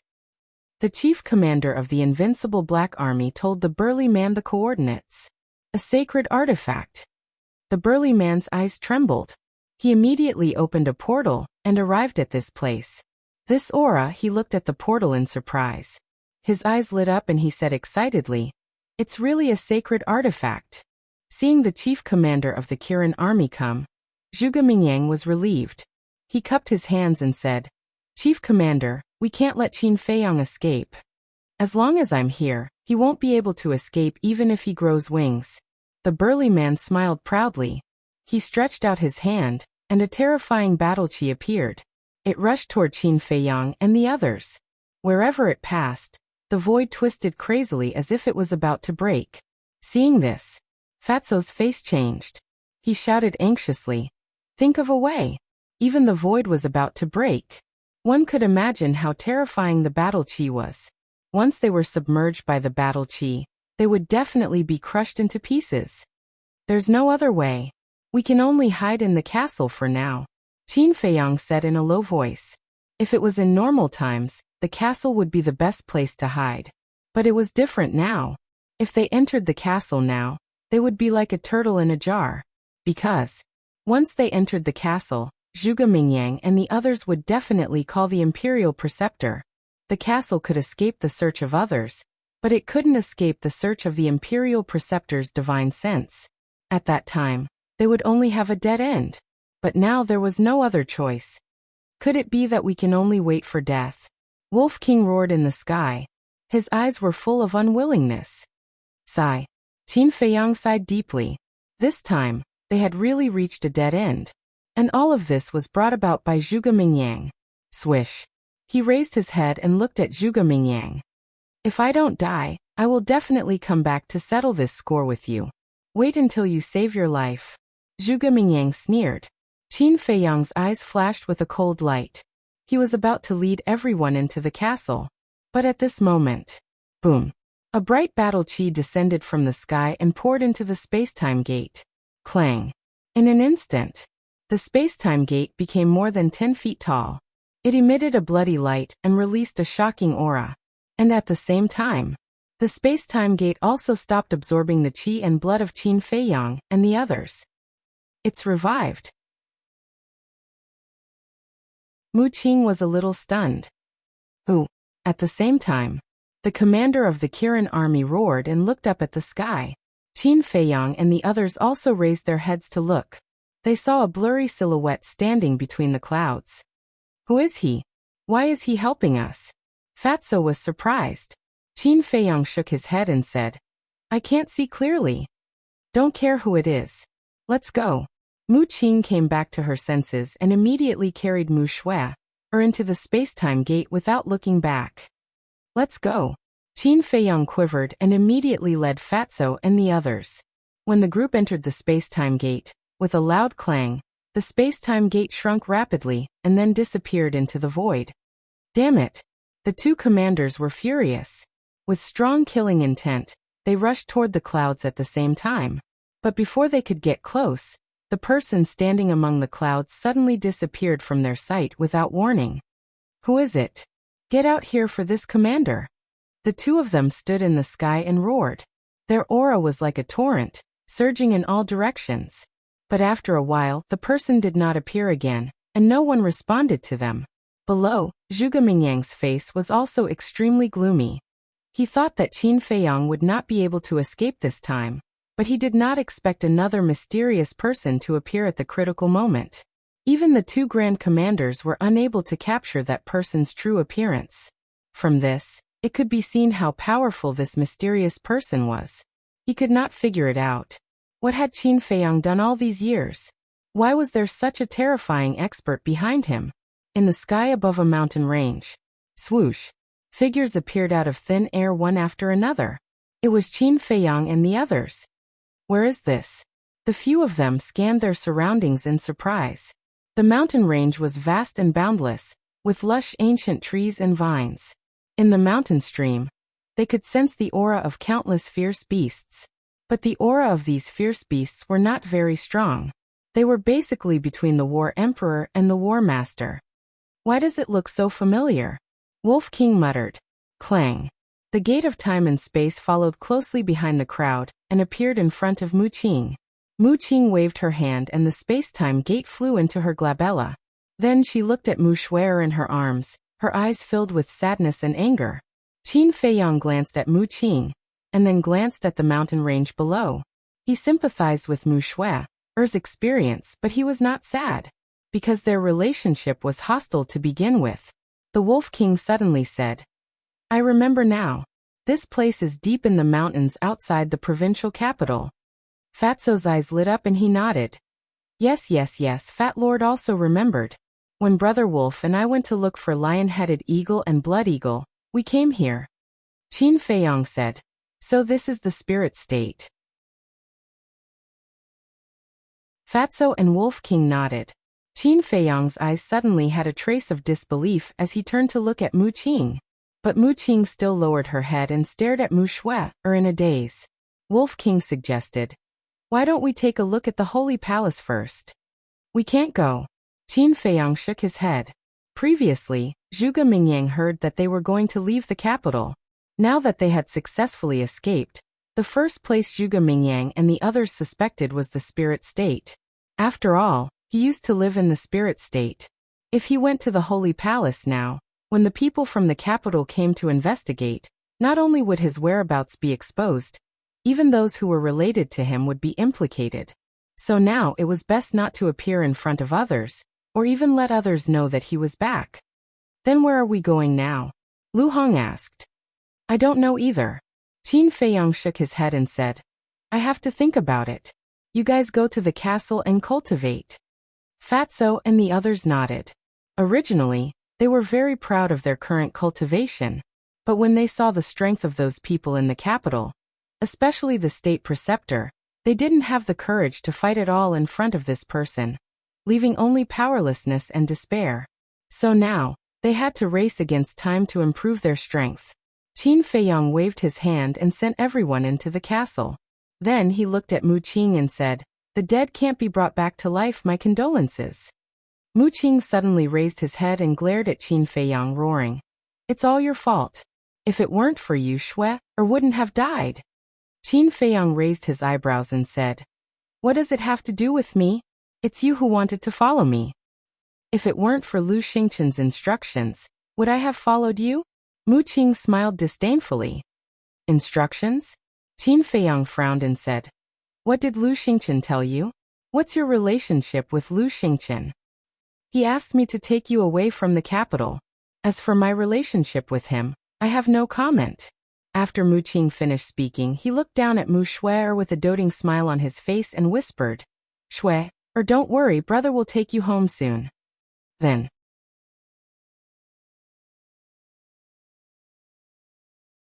Chapter 740. The facial restoration pill was different from other pills. After a person died, it could still help restore their true appearance. Soon, Mu Xuer and Mu Qing both returned to their original appearances. After all these years, the siblings didn't change much, but they were much more mature than before. Especially Mu Qing. Now she was 1.85 meters tall, with a thin face with distinct features. Her dark eyes were like two black gems, and she exuded a steady temperament. Qin Feiyang sized up the siblings and frowned. Why did you hide your identities? Mu Qing sneered. If we didn't hide our identities, would you let us follow you? Qin Feiyang fell silent. If he really knew their identities from the beginning, Not only would he not let them follow him, but he would also kill them immediately. I'm going back to the Forgotten Land soon. Do you want to come with me? Mu Qing said. I don't know. Qin Feiyang shook his head. You don't know? Do you think you have anywhere else to go now? There's no place for you in the Great Qin Empire now. Mu Qing sneered. Qin Feiyang frowned and asked, your space-time gate can directly teleport you to the Forgotten Land? No, Mu Qing said. No. Qin Feiyang was stunned. Then how did you come to the spiritual state from the Forgotten Land? Mu Qing said. Although my space-time gate can't, the Real space-time gate can. What do you mean? Qin Feiyang became more and more puzzled. There are some things that I can tell you. Shuer and I came to the Great Qin Empire to find Lu Xingqian. Back then, an old man in my clan divined that Lu Xingqian was in the netherworld. So he opened the real door of time and space, and sent us directly to the 9 underworlds. Later on, we met Lu Xingqian in the 9 underworlds' Yellow Springs. Since then, we have been hiding in his spatial divine item. Mu Qing said. Qin Feiyang frowned. When he was trapped by Mo Wuxian and the others and fell into the sea of bitterness, he went to Lu Xingqian's spatial divine item. He remembered that these two people weren't in the spatial divine item at that time. Oh right. Lu Xingqian had once told him that the secret chamber was only a part of his spatial divine item. There was an even larger space outside the secret chamber. It seemed that Mu Qing and her brother were hiding in the space outside the secret chamber at that time. After pondering for a moment, Qin Feiyang said, in other words, it was Lu Xingqian who brought you to the capital. That's right. Mu Qing nodded. Qin Feiyang was puzzled. Why are you looking for him? I can't tell you about this. Mu Qing said. Qin Feiyang frowned slightly and asked, then what's the deal with the door of time and space? The real door of time and space can teleport you to anywhere. For example, in the Great Qin Empire, it can directly teleport you to the 9 underworlds Yellow Springs or the Forgotten Land. The door of time and space on me is just a replica. It can only teleport you to and from the same continent. Mu Qing said. A replica? Qin Feiyang was in disbelief. If a replica was so amazing, how terrifying would the real door of time and space be? I've told you everything that I can. I can't say anything. Even if you kill me now, I won't say anything. Do you want to go to the Forgotten Land? Make a decision quickly. Mu Qing said expressionlessly. Wait. Qin Feiyang stretched out his hand, thought for a moment and said, there's another question. When you schemed against me in the 9 underworlds Yellow Springs, was it also related to Lu Xingqian? No. At that time, I hadn't seen Lu Xingqian yet, and I didn't know about your relationship with Lu Xingqian.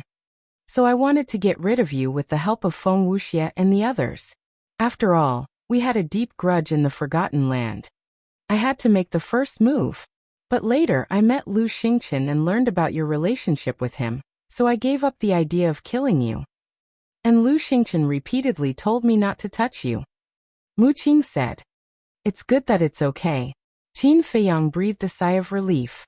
He was worried that Lu Xingqian was the one behind all of this. If that was the case, then entrusting Ren Wushuang to Lu Xingqian was tantamount to pushing her to a dead end.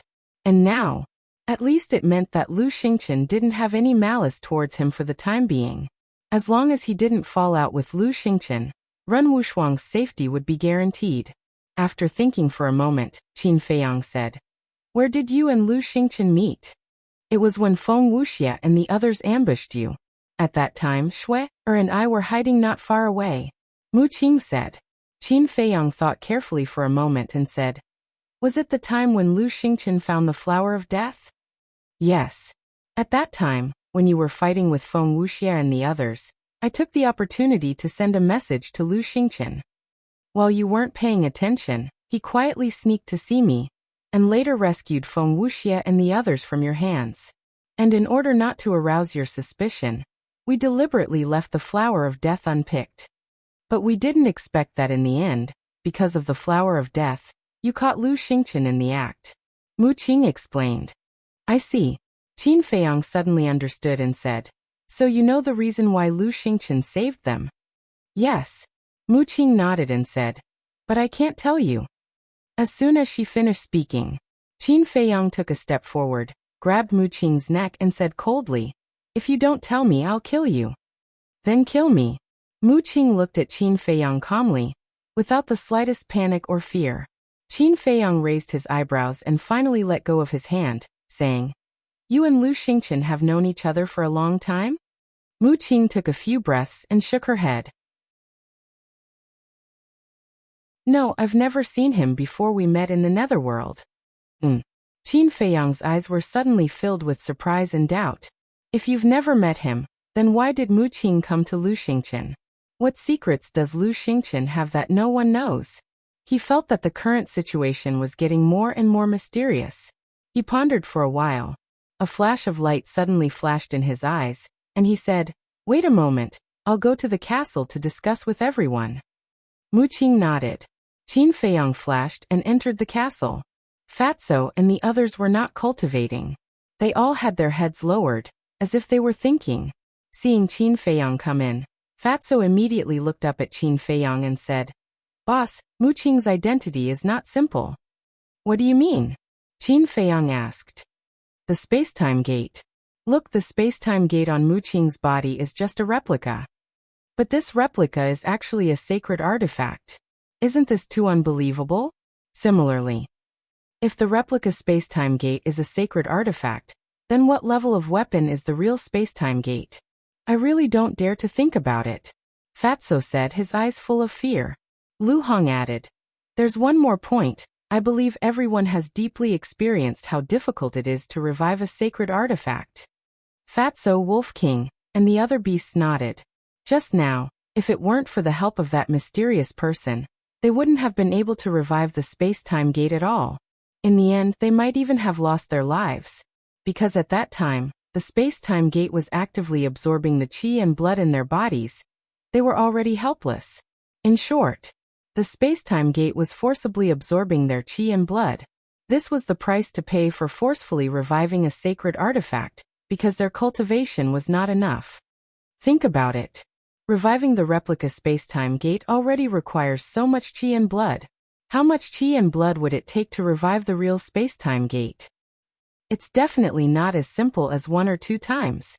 But Mu Qing said that he and Mu Shui entered the 9 levels of hell through the real space-time gate. What does this mean? This means that the people in Mu Qing's clan have the ability to revive the real space-time gate. Lu Hong said. Qin Feiyang's pupils shrank. A sacred artifact could only be revived by a 9-star battle saint at the very least.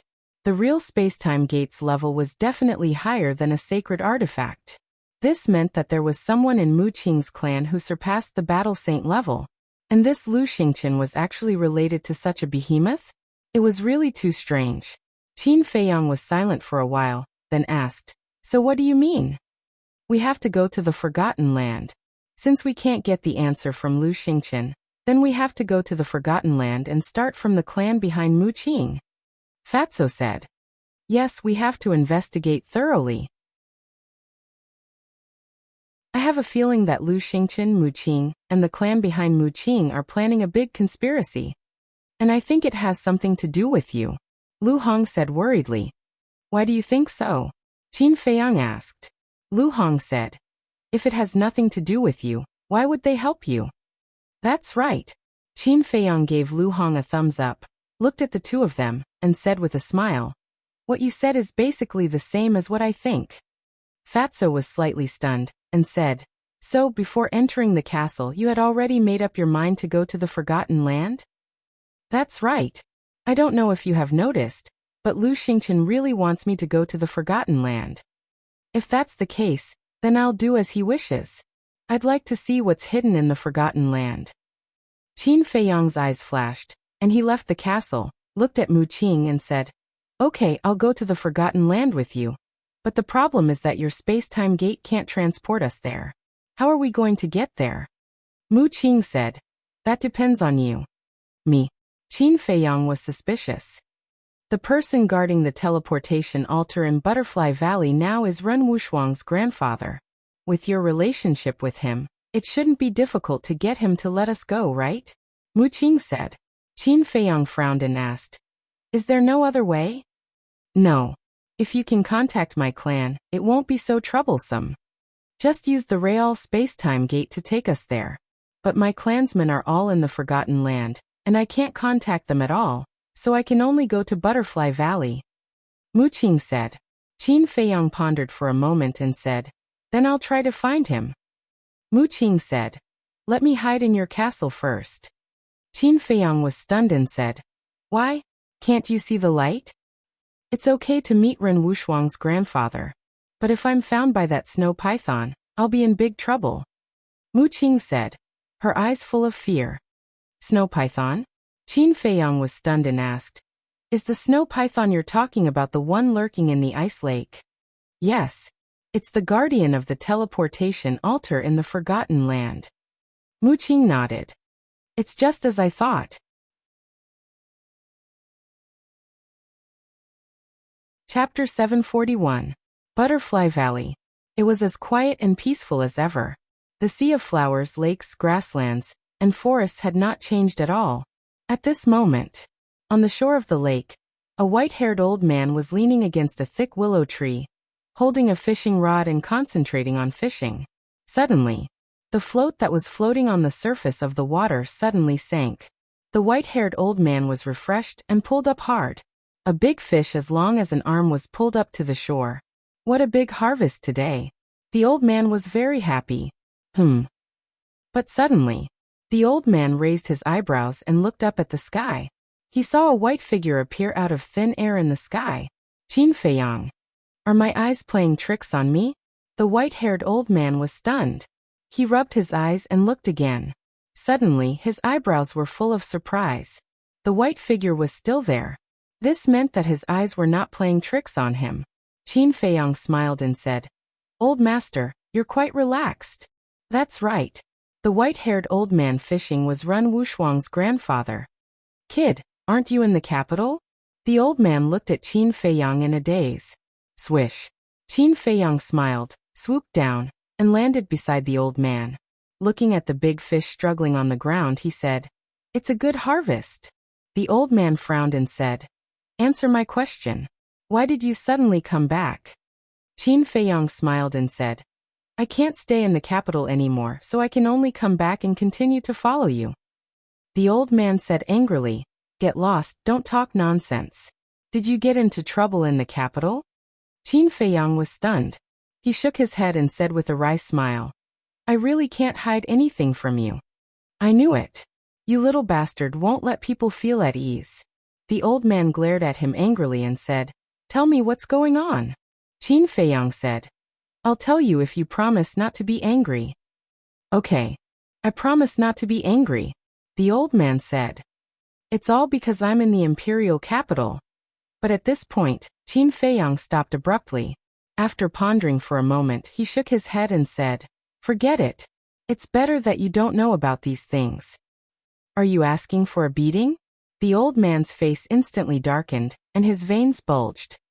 I'm not joking. I don't want to make things difficult for you, Qin Feiyang said. Although the old man had already stepped down from his position, he was still a member of the Great Qin Empire in the end, and he was an upright person. If the old master knew that he had killed the princes, he would definitely be put in a difficult position.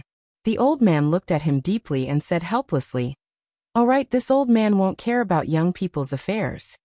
After saying that, he smiled and said, You came back at the right time.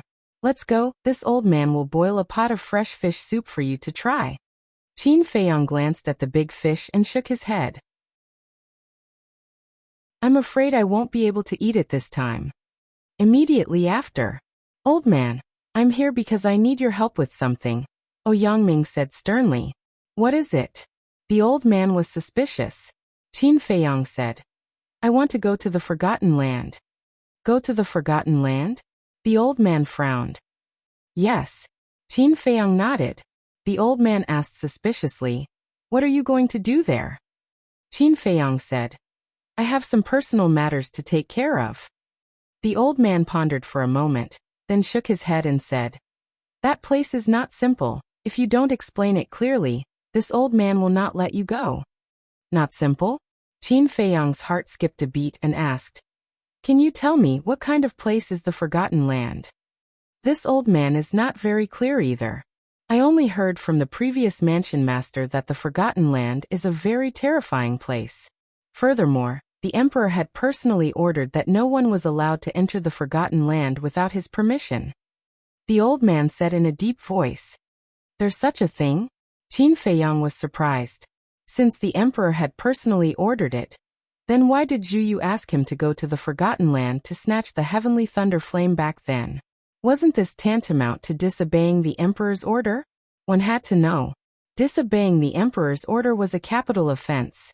And after hearing the old man's words, he recalled that Zhu Yu didn't desire the heavenly thunder flame so much back then. Could it be that Zhu Yu didn't ask him to go to the Forgotten Land because of the heavenly thunder flame, but for other reasons? Qin Feiyang cupped his hands and said, Old man, I have to go to the Forgotten Land. Please make an exception. The old man said, I can make an exception, but you have to tell this old man the reason. Qin Feiyang frowned and said, Well, I'll tell you, I'm going to the Forgotten Land to investigate Lu Xingqian. Investigate him? The old man was stunned. What did Lu Xingqian have to do with the Forgotten Land? To tell you the truth, after Lu Xingqian entered the imperial capital, he became more mysterious than before, and there were people from the Forgotten Land who came to find him. Qin Feiyang secretly said. How is that possible? The old man looked at Qin Feiyang suspiciously. Qin Feiyang smiled bitterly. I'm telling the truth, I'll tell you the details after I've investigated it, okay? The old man hesitated for a moment and nodded. Okay, this old man will let you go. Thank you, old man. Qin Feiyang was overjoyed, hurriedly cupped his hands and thanked him, and then asked, By the way, is there only one entrance to the Forgotten Land? This old man only knows that there is only one entrance in the 9 provinces, but this old man doesn't know about the imperial capital. The old man said. Qin Feiyang nodded thoughtfully and said with a smile, I understand, there's no time to lose, let's go to the teleportation altar immediately. As he spoke, he opened a portal. In such a hurry. The old man was stunned and sighed. I wanted to have a good chat with you. It seems that we can only wait for the future. After saying that, he stepped into the portal. Qin Feiyang followed behind. Whoosh! In the blink of an eye, the two appeared in the secret chamber below the Butterfly Valley. The old man waved his hand, and his battle aura surged into the teleportation altar. After a while, the teleportation altar shone brightly. Whoosh! Qin Feiyang jumped onto the altar and turned to look at the old man. If people from the imperial capital come to find me, don't say that I went to the Forgotten Land and that you didn't see me. What do you mean? The old man was surprised. But before Qin Feiyang could answer, the altar teleported him away. What on earth is this kid doing? The old man muttered suspiciously, then turned and walked out of the secret chamber. But just as he returned to the lake, and was about to deal with the big fish, whoosh! One by one, black armored guards descended on the Butterfly Valley. The leader was a man in golden armor, and his aura was soaring to the sky. Who is it? The old man suddenly looked up, and his face was full of surprise. Even the weakest of these people was stronger than him. But when he saw the armor on those guards, his face suddenly changed. Greetings, lords. He hurriedly bowed. He had been to the imperial capital before, so he naturally recognized the clothes of these guards. The man in golden armor said, I am the commander of the invincible Black Army. The old man's eyes trembled, and he respectfully said, Greetings, commander. The commander said, Are you the guardian of this place? Yes, I am. The old man respectfully replied. The commander asked, Did you see Qin Feiyang come back? Qin Feiyang? The old man's heart skipped a beat, and he suspiciously said, Isn't Qin Feiyang in the imperial capital? The commander said, Not long ago, he escaped from the imperial capital. Escaped? The old man was surprised and asked, Why did he escape? He killed the current crown prince and the princes. His Majesty has issued an arrest warrant for him. If you don't want to get yourself into trouble, tell me honestly. Did you see him or not? The Grand Commander asked in a stern voice. What? That bastard actually caused such a big trouble. The old man's body and mind trembled. Did this bastard eat a leopard's guts to kill the crown prince and the princes? He couldn't help but struggle in his heart. If he didn't report it, he wouldn't be able to live with his conscience. However, he loved Qin Feiyang more than he hated him. He really couldn't bear to let Qin Feiyang fall into eternal damnation. On one hand, it was justice, and on the other hand, it was personal feelings. He really didn't know how to choose. The commander said in a deep voice, "You haven't spoken for a long time. It seems that you have seen him." No, no, no. The old man's face suddenly changed. He hurriedly waved his hand and said, "Sir, don't misunderstand. I was shocked. How dare he do such a disgraceful thing? This little bastard really has no respect for the law." Obviously, in the end, he still chose to help Qin Feiyang. Isn't that right? It's because of him that the imperial capital is now in chaos. The commander sighed deeply and believed the old man's words. He said, "Since you don't know, then I won't waste my time." Then he turned to look at the 10 guards standing in the front row behind him and ordered, "Stay here. Once you see Qin Feiyang, kill him without mercy." Yes.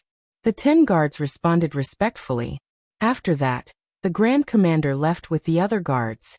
The old man wiped his cold sweat and was extremely angry. He muttered, "Brat, you better be right.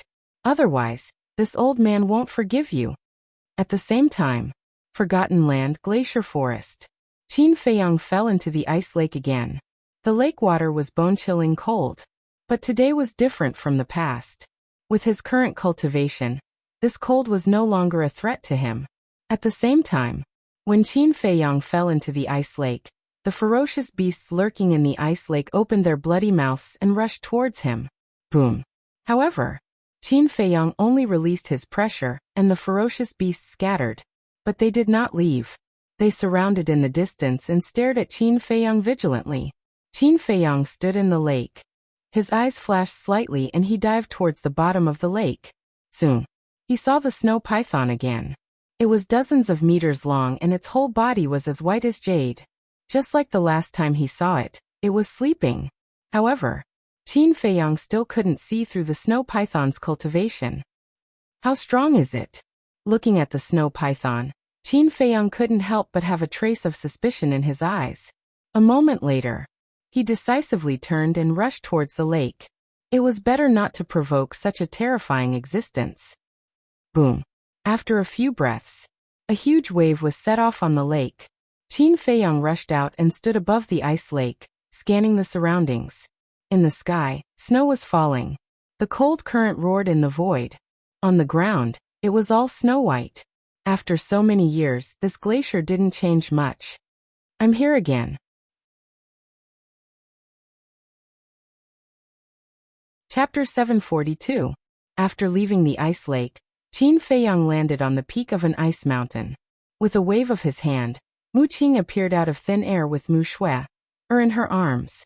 Qin Feiyang said, "I've come to the Forgotten Land as you wished. What's next?" Next? As Mu Qing said this, she suddenly looked behind Qin Feiyang and bowed. "Greetings, Tower Master." "Tower Master?" Qin Feiyang's eyes trembled and he hurriedly turned his head to look. But there was no trace of the Tower Master behind him. Qin Feiyang immediately realized that he had been tricked and hurriedly turned to look at Mu Qing. At that moment, Mu Qing had already opened a teleportation gate and walked into it. "My mission is to bring you to the Forgotten Land. Everything else has nothing to do with me." After saying this, Mu Qing disappeared without a trace. Damn it! Qin Feiyang's face darkened. He did not expect to be tricked by this person again. Whoosh! With a wave of his hand, Wolf King, Fatso, and the pangolin appeared.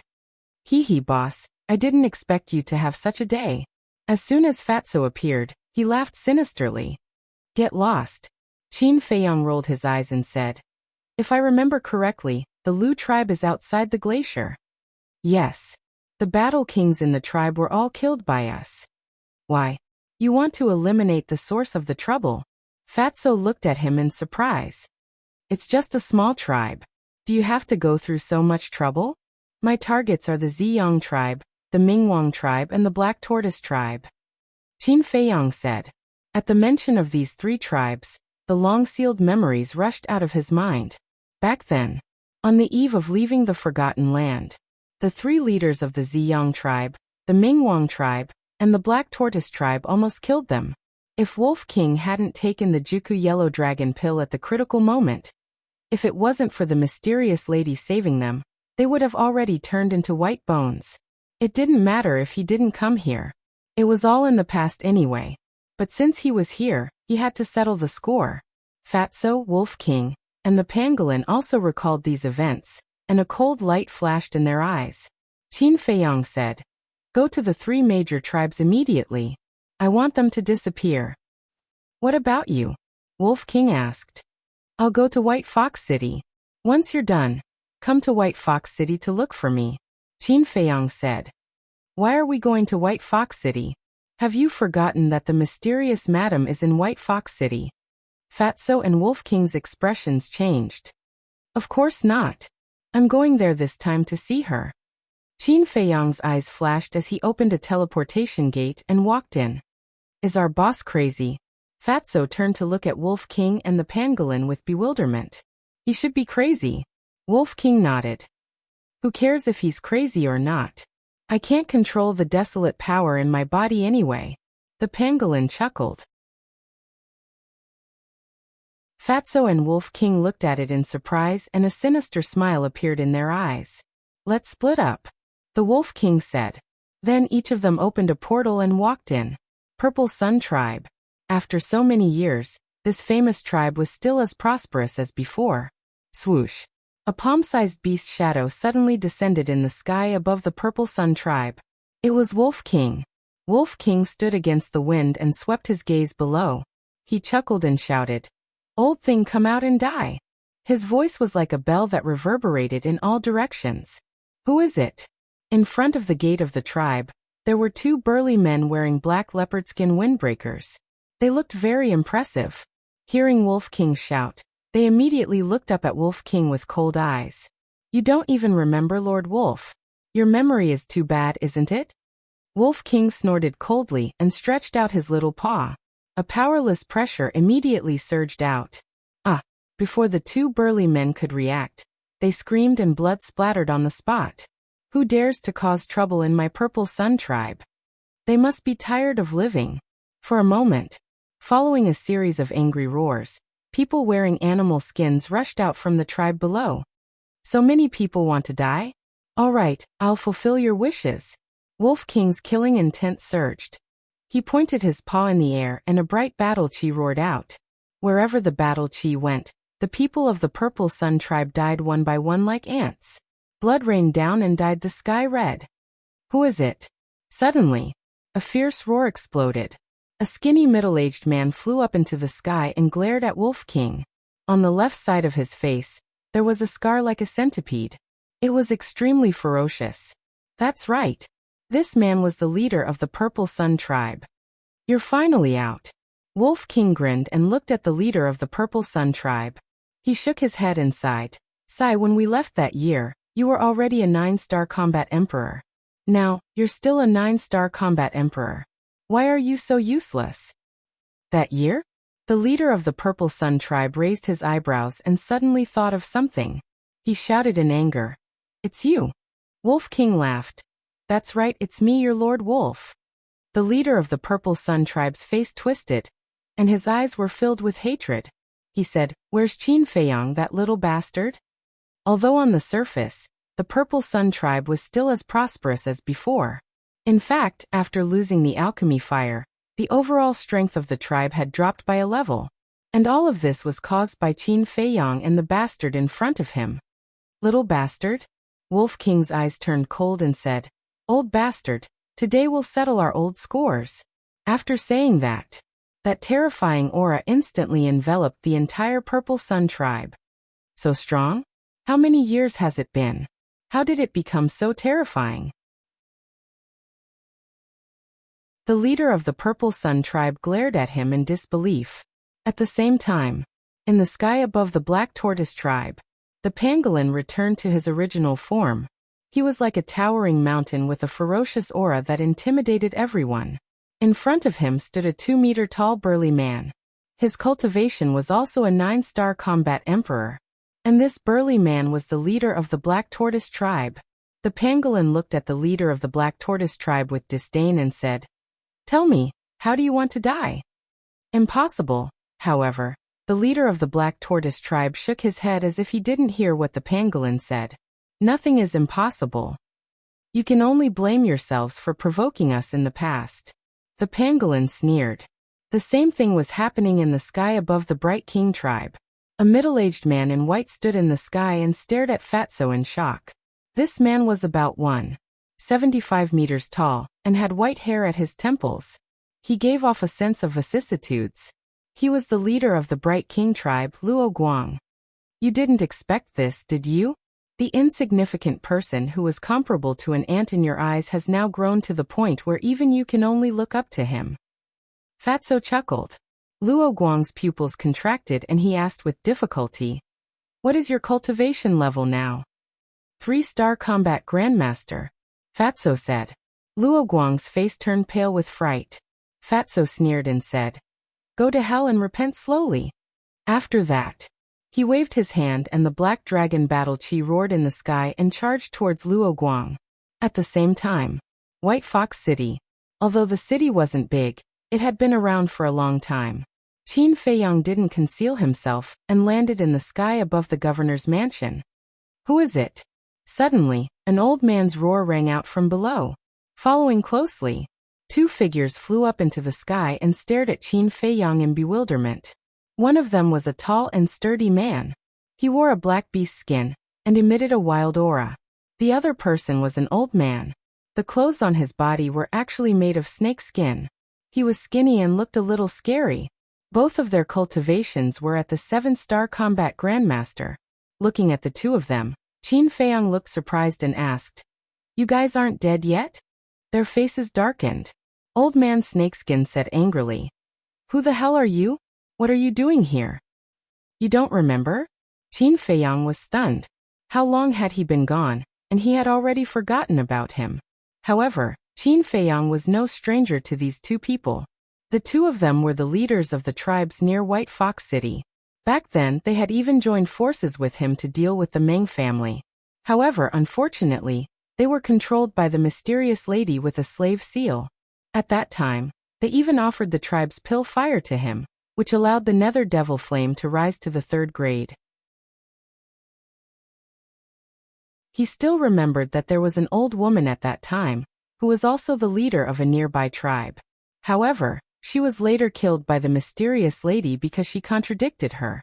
However, the cultivation of these 2 people was far beyond his expectations. If he remembered correctly, these 2 people were only 5-star combat emperors at that time. But how many years had it been? They actually broke through 2 small realms in a row? This kind of speed was nothing to him. However, for ordinary people, it was incredible. Looking at the 2 of them, Qin Feiyang smiled and said, "You still don't remember?" The 2 of them looked at Qin Feiyang suspiciously and fell into deep thought. Suddenly, the burly man's gaze trembled and said, "You're Qin Feiyang." When Old Man Snakeskin heard this, his stooped body couldn't help but tremble. "Yes." Qin Feiyang nodded and smiled. Old Man Snakeskin immediately bowed and said, "Greetings, young master." "Young master?" Qin Feiyang was stunned. He didn't expect to have the chance to hear this title. The burly man was also stunned. Then he said in a low voice, "What are you doing? Did you forget the lady's order? He is no longer the young master." Yes. That year, the lady said that if she saw Qin Feiyang again, he would be an enemy. Old Man Snakeskin seemed to have just woken up from a dream. His face darkened and he said, "I didn't expect you to dare to come back." "Why not?" Qin Feiyang smiled faintly. "That year, when you robbed the Ziyang tribe, Mingwang tribe and Black Tortoise tribe, the lady took a great risk to save you. But what about you? You're ungrateful and sneaked away? I'm not afraid to tell you the truth. The lady has already decided to kill you. This time, I guarantee that you won't be able to return." The 2 of them sneered. Decided to kill.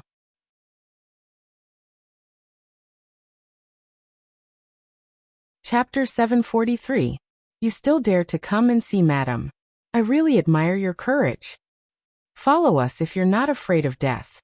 Old Man Snakeskin and the burly man sneered, then turned around and dived down. Qin Feiyong pursed his lips and followed behind the two unhurriedly with a faint smile. There was a garden below, covering an area of about 1,000 feet, and covered with a layer of pure white snow. On one side of the garden, there was a large hall. It was tall and majestic, emitting an ancient aura. At the door, there were many guards wearing leopard fur coats, standing straight with spirited eyes. Whoosh! Qin Feiyong and the other two landed in front of the hall one after another. Greetings to the two lords. Those guards immediately bowed to the burly man and the burly man. Qin Feiyong teased. You're pretty impressive. Shut up. Old Man Snakeskin shouted coldly, then said to the burly man. You guard outside, I'll bring him in. Okay. The burly man nodded. Follow me. Old Man Snakeskin said to Qin Feiyong without turning his head, then strode into the hall. Indeed, he has the potential to be a watchdog. Qin Feiyong looked at the burly man with a mocking gaze, then entered the hall. Crack. The burly man clenched his fists, staring at Qin Feiyong, his whole body emitting a shocking killing intent. A guard next to him asked in a low voice, Lord, is he really Qin Feiyong? Yes. The burly man nodded. Idle. Those guards' eyes were filled with worship. But looking at everyone's reaction, the burly man raised his eyebrows, and his expression became gloomier. More importantly, the guards next to him didn't notice, and kept whispering to each other. It said that Qin Feiyong's group not only robbed the Purple Sun tribe, Bright King tribe, and Black Tortoise tribe's pillfires, but also plundered their treasure vaults. It can be said that he's famous. I've also heard of this. Furthermore, this Qin Feiyong was once taken in as a personal disciple by the Pill Tower's Tower Master. If I remember correctly, the old patriarch also died at the hands of this Qin Feiyong. Tsk, this guy is really fierce. I truly never expected that we would have the opportunity to meet him in person. Hearing these discussions, the burly man's eyes became more and more hazy. Shut up. In the end, he abruptly turned his head, glanced at the guards and gloomily said, If I hear the name Qin Feiyong again, don't blame me for being merciless. The guards shrank their necks and immediately fell silent. Their eyes were filled with fear. Meanwhile, Qin Feiyong followed behind Old Man Snakeskin and went straight to the second floor of the main hall. In front of a door, Old Man Snakeskin raised his arm and gently knocked on the door. He said respectfully, Master, Qin Feiyong is back. Bang. Before his voice died away, the door in front of Qin Feiyong and Old Man Snakeskin was smashed into pieces by a huge force. Old Man Snakeskin was startled and instinctively retreated. Following that, a beautiful woman appeared at the door like lightning. She was wearing a mink fur coat, and her long black hair was tied up high, looking graceful and luxurious. That's right. It was the mysterious lady. She stood at the door, staring at Qin Feiyong. Her face was full of anger and killing intent.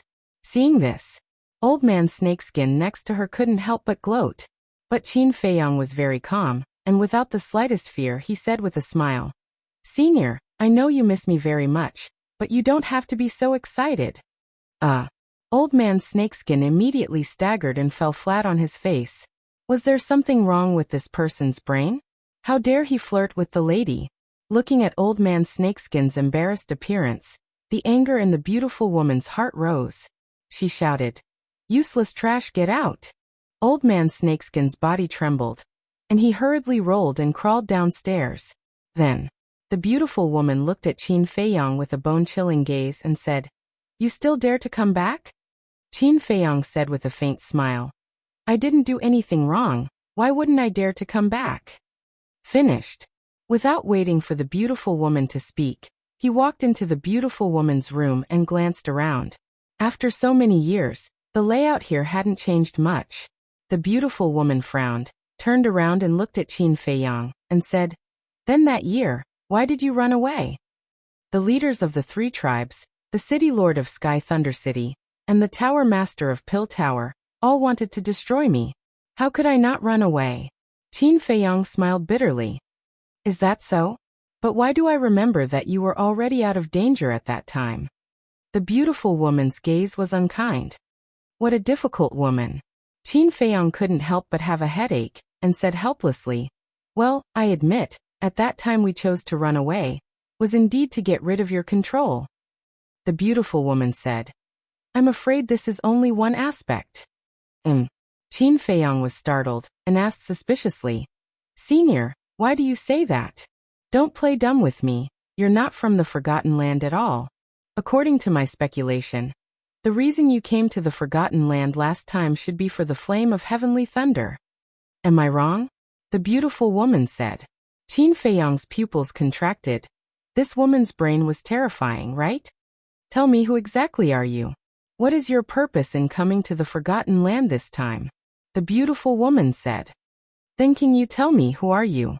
You have to know, even the imperial capital of the Great Qin Empire doesn't have many perfect battle arts.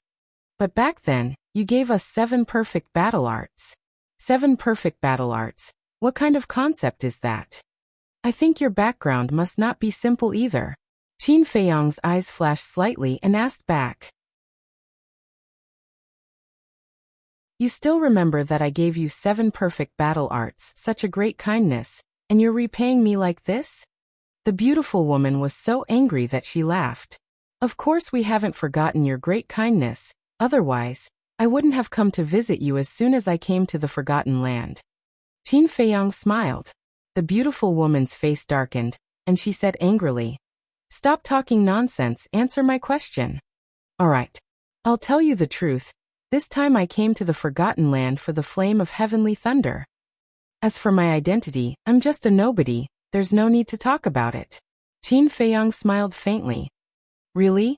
The beautiful woman looked at him suspiciously. More real than a pearl. Qin Feiyang nodded. The beautiful woman pondered for a while and nodded. All right, I'll believe you for now, but you didn't come to visit me just to see me, right? Qin Feiyang smiled bitterly. I really can't hide anything from Senior's eyes. Actually, I came to ask for Senior's help. I can't help you, because now I don't want to be enemies with the Pill Tower. The beautiful woman said with a hint of fear in her tone.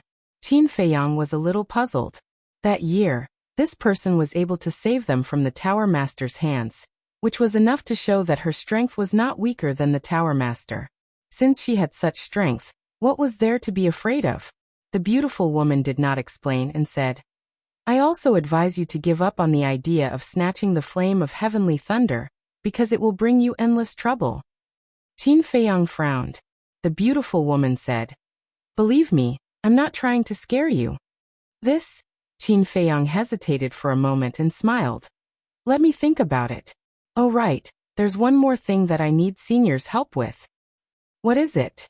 The beautiful woman was puzzled. Qin Feiyang's mind moved, and a cluster of pill fire appeared. It was the cluster of 5th grade pill fire that he snatched from the pill hall. Ah, 5th grade pill fire. The beautiful woman was quite surprised. Qin Feiyang said calmly, Senior, can you help me erase the blood contract inside? Let me see. The beautiful woman waved her hand, and battle chi gushed out, rushing towards the pill fire. This blood contract. Immediately, a look of shock appeared on the beautiful woman's face. Swish. She raised her head to look at Qin Feiyang and asked, Who is the original owner of this pill fire? Qin Feiyang said vaguely, An expert that I can't afford to offend. You can't afford to offend him, and you even snatched the pill fire from him? The beautiful woman looked at him in disbelief. I'm lucky. Qin Feiyang smiled embarrassedly. Luck. I don't believe that you have such good luck. This blood contract, I can erase it, but I have a condition. The beautiful woman said. What? It can be erased. Qin Feiyang was secretly shocked. One had to know. The owner of this cluster of pill fire was the hall master of the Divine Palace Pill Hall. This person's cultivation had definitely surpassed the battle master. Since the beautiful woman was so confident, could it be that she was even stronger than the hall master of the pill hall? He began to regret. If he knew that the beautiful woman was so ridiculously strong, he wouldn't have come back even if he was beaten to death. After calming down a little from the shock in his heart, he asked, "What conditions?" The beautiful woman said, "Continue to follow me." This, Qin Feiyang hesitated for a while and nodded. "That's not a problem." The family behind Mu Qing was scary and mysterious. If he was alone, he might not be able to find anything. If he had the beautiful woman's help, he might be able to get twice the result with half the effort.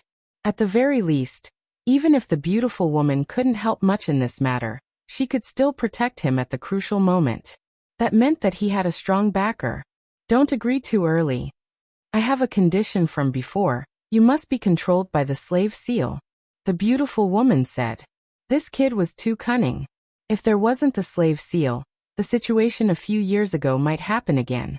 After hearing that, Qin Feiyang instantly frowned. The reason why the old snakeskin and the muscular man were so loyal to the beautiful woman was because they were controlled by the slave seal. Moreover, he still remembered clearly that the beautiful woman said that once one was controlled by the slave seal, she could kill someone from 1,000 miles away with just a thought. In other words, as long as one was controlled by the slave seal, no matter where one ran, they wouldn't be able to escape from the beautiful woman's palm. Qin Feiyang waved his hand and kept the alchemy fire. He shook his head and said, "I'm sorry, I don't like being controlled." After that, Qin Feiyang turned around and left without hesitation. And he ran away in a hurry. In the past, he only felt that the woman was strong, but not scary. However, when he heard that this person could actually erase the blood contract in the alchemy fire, he immediately realized that this was an existence that he couldn't afford to offend. However, unexpectedly, the beautiful woman didn't stop him. She just silently watched Qin Feiyang leave.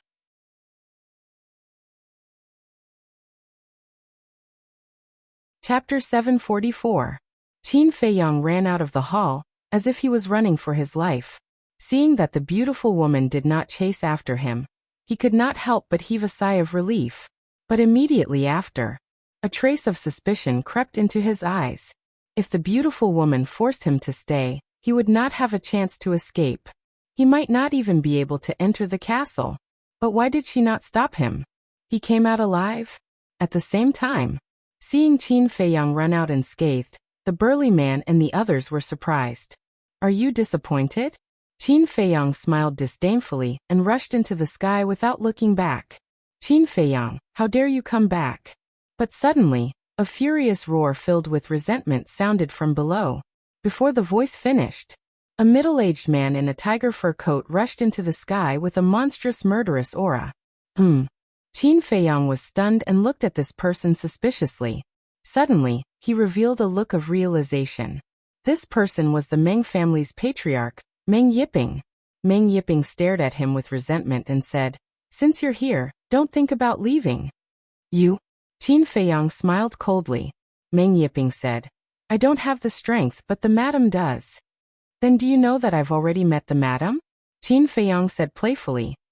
Meng Yiping was shocked and lowered his head to look at the burly man and the others. The burly man nodded. "That's impossible. The madam clearly said that you're an enemy when she sees you in the future. Why would she let you go?" Meng Yiping's eyes were filled with disbelief. Whoosh! It was also at this moment that three figures appeared out of thin air above White Fox City. It was Fatso, Wolf King, and the Pangolin. After washing the three major tribes with blood, there was no trace of blood on their bodies. However, because of the previous massacre, they were emitting a shocking murderous aura. "Oh, it's quite lively." The pangolin chuckled and landed beside Qin Feiyang. He looked at Meng Yiping and said in surprise, "You're not dead yet?" Meng Yiping's face sank. It really is as the old saying goes. Good people don't live long, but disasters live for 1,000 years. However, since I'm here, I'll be a good person and send you off. Killing intent flashed across the pangolin's eyes as it stretched out its claws, releasing a roaring battle chi. "Don't attack." Qin Feiyang's expression changed, and he hurriedly stopped the pangolin. But it was too late. Meng Yiping was killed on the spot by the battle chi, and not even his corpse was left behind. All that was left was a blood-curdling scream that reverberated between heaven and earth for a long time. Qin Feiyang was stunned. He looked at the pangolin angrily and said, What are you doing? Are you addicted to killing? The pangolin was stunned. It looked at Qin Feiyang in confusion and asked, "Can't I kill it?" Previously, when it saw Qin Feiyang and Meng Yiping confronting each other in the air, it thought that Qin Feiyang and the madam had completely fallen out. Therefore, it killed Meng Yiping without saying a word. But now, looking at Qin Feiyang's reaction, it didn't seem to be the case. Of course not. Qin Feiyang glared at it angrily and immediately opened a portal. "Let's go," he anxiously shouted and rushed toward the portal. Bang! However, before he could enter the portal, a terrifying pressure erupted from the large depth below. In an instant, that oppressive aura swept across the sky, firmly imprisoning the few of them in the air. What a strong pressure! What's the situation? Fatso and Wolf King were surprised. Whoosh! Then, accompanied by the sound of something breaking through the air, the beautiful woman rushed out of the hall and landed in front of Qin Feiyang and the others. Her face was full of anger. This pressure is hers? Fatso, Wolf King, and the pangolin's eyes almost popped out. They had long guessed that this woman was very strong, but they didn't expect her to be so ridiculously strong. They had to be clear. Right now, they had already opened the 5th level of the Gate of Potential, and the pressure of the War Master could hardly restrain them. Unless it was a war sage. Qin Feiyang's face was also ashen and said, "Now that you know, why didn't I let you kill Meng Yiping? Why didn't you say so earlier?" The pangolin was furious. Qin Feiyang said angrily, "I wanted to say it, but did you give me the chance?" The Wolf King roared anxiously. "Can you all stop talking nonsense? Quickly think of a way." "I have no choice," Qin Feiyang said weakly. This pressure was too strong. Being imprisoned here, they couldn't even enter the castle. What else could they do? Moreover, even if they could enter the castle, as long as this madam stayed here, it would be enough to trap them to death. "Qin Feiyang, oh Qin Feiyang, I have already let you go, and I have also let bygones be bygones. I didn't expect that you would actually kill my people. How amazing! Now tell me, how should I deal with you?" At the same time, the beautiful woman looked at the 2 men and 2 beasts, her eyes frighteningly cold. Qin Feiyang's heart trembled, and he hurriedly said, "Senior, this is an accident."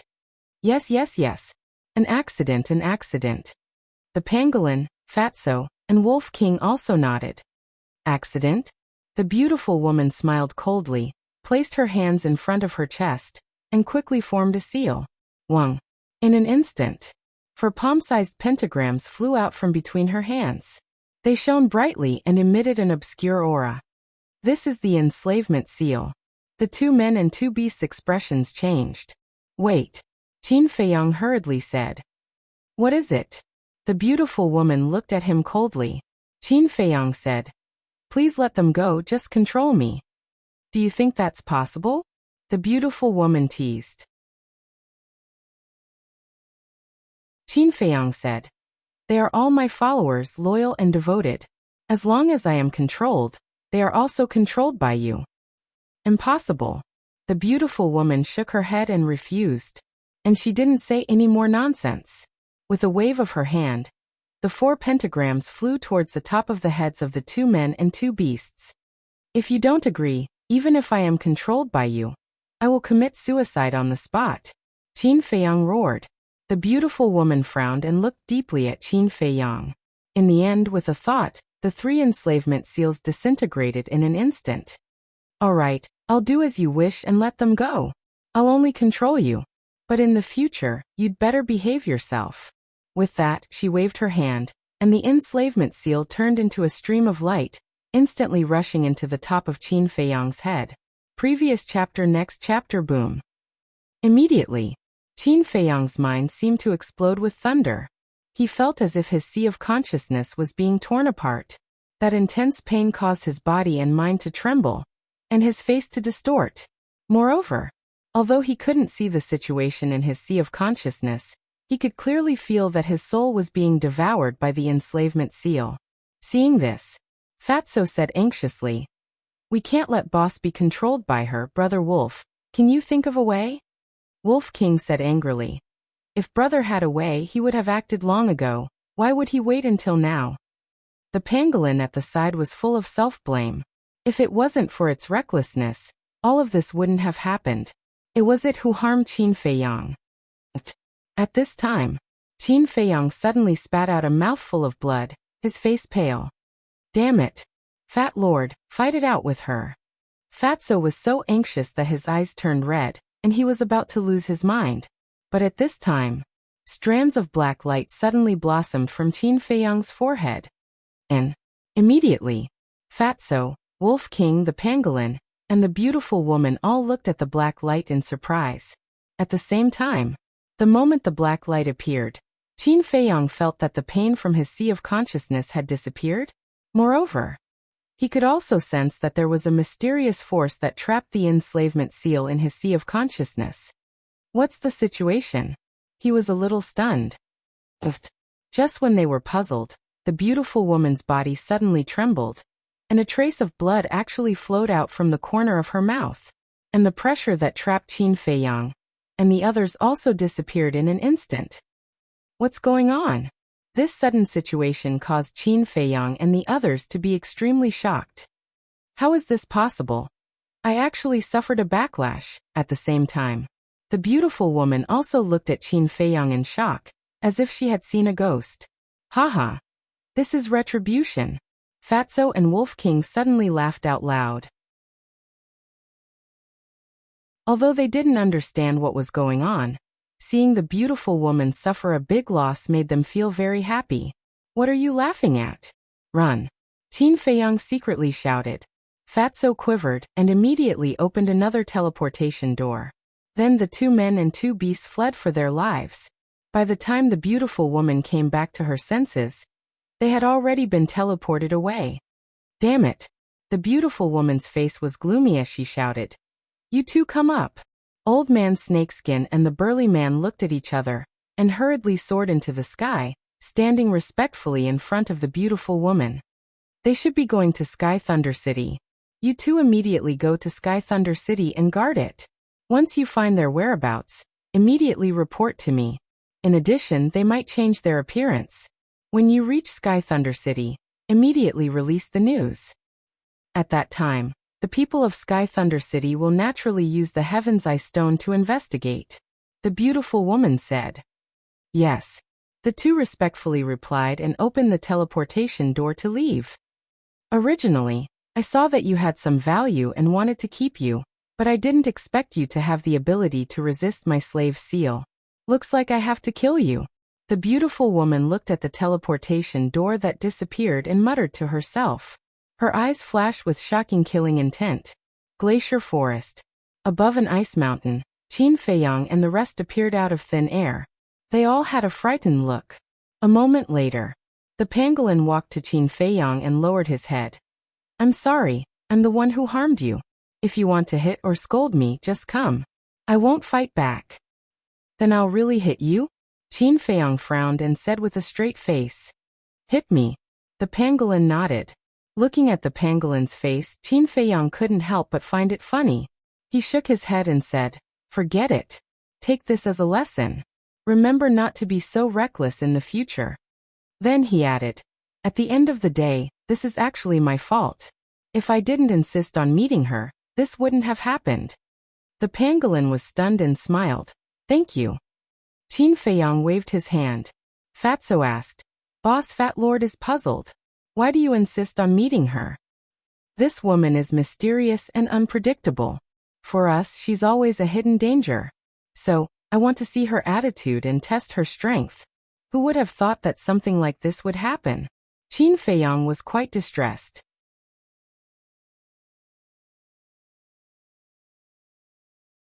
Chapter 745.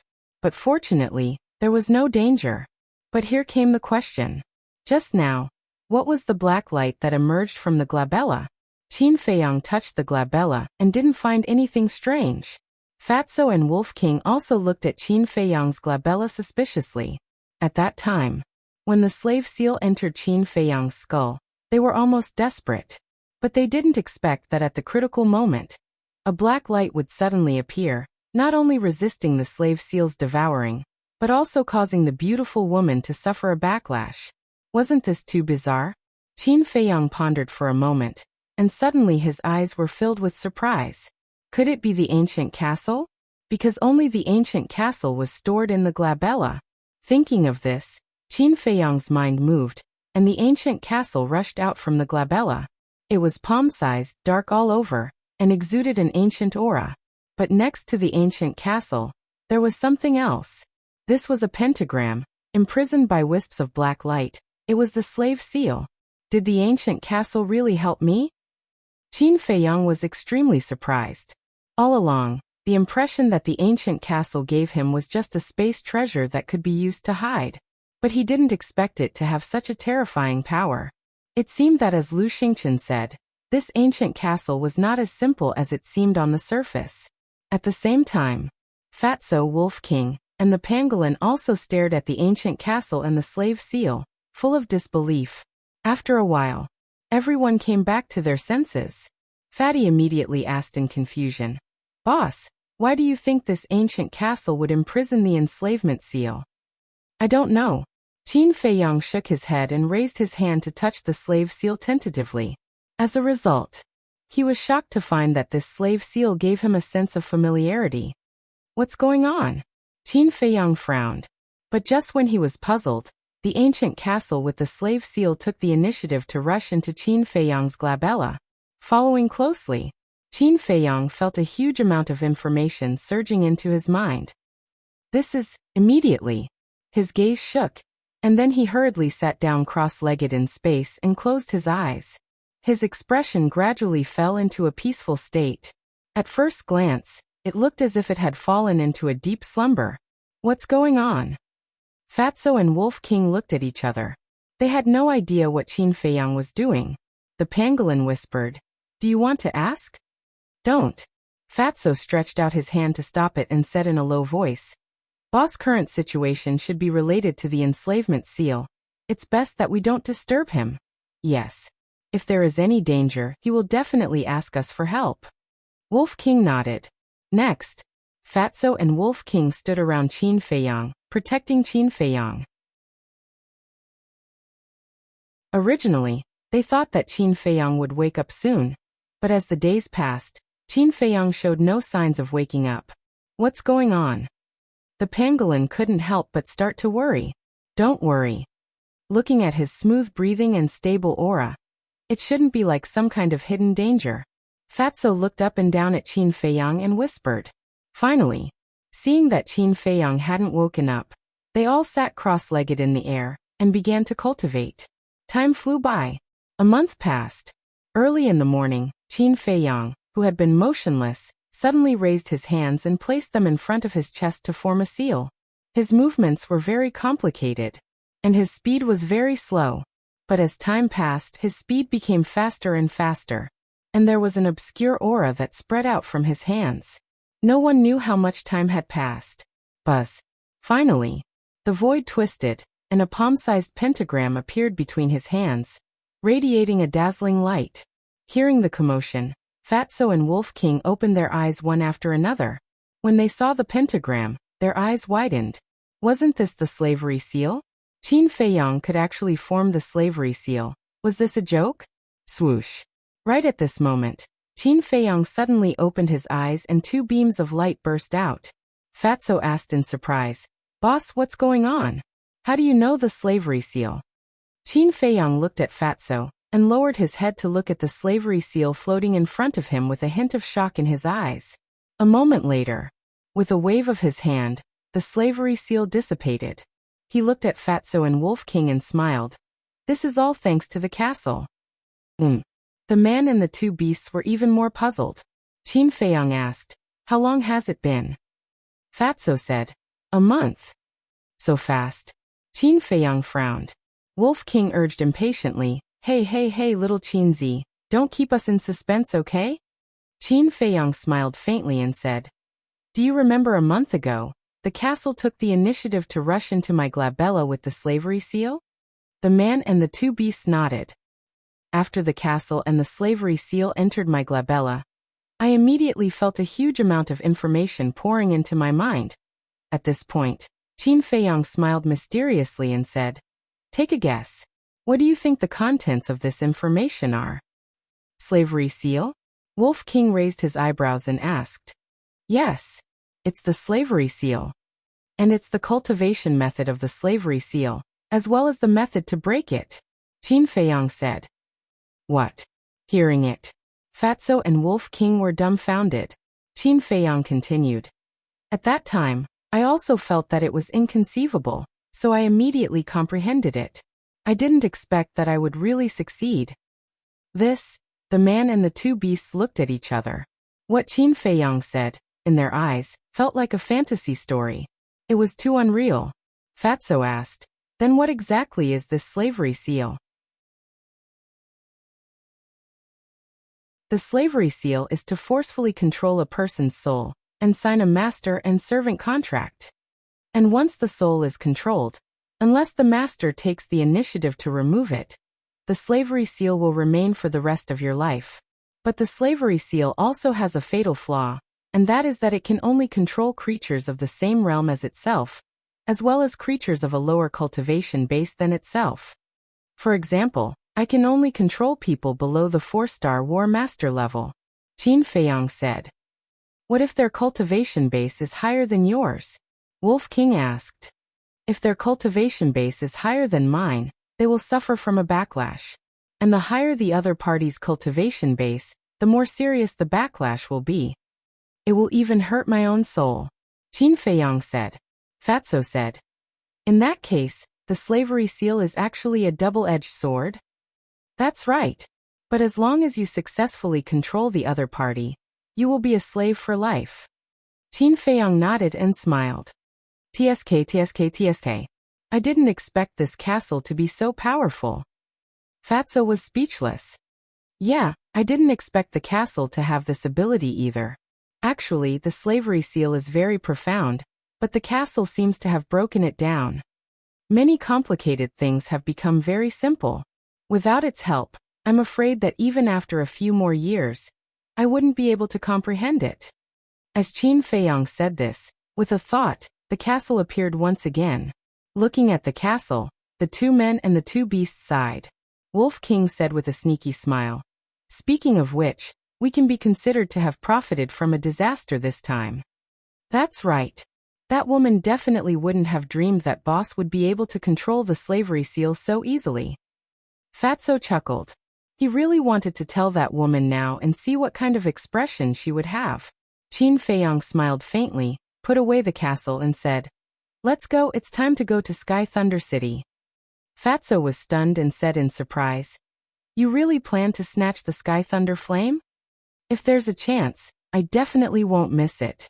But my main goal is still Muqing," Qin Feiyang said. "What does this have to do with Muqing?" Wolf King was puzzled. "Of course it has something to do with it. Think about it, since Muqing has such a terrifying family background, why did he go to the Pill Tower back then?" Qin Feiyang said.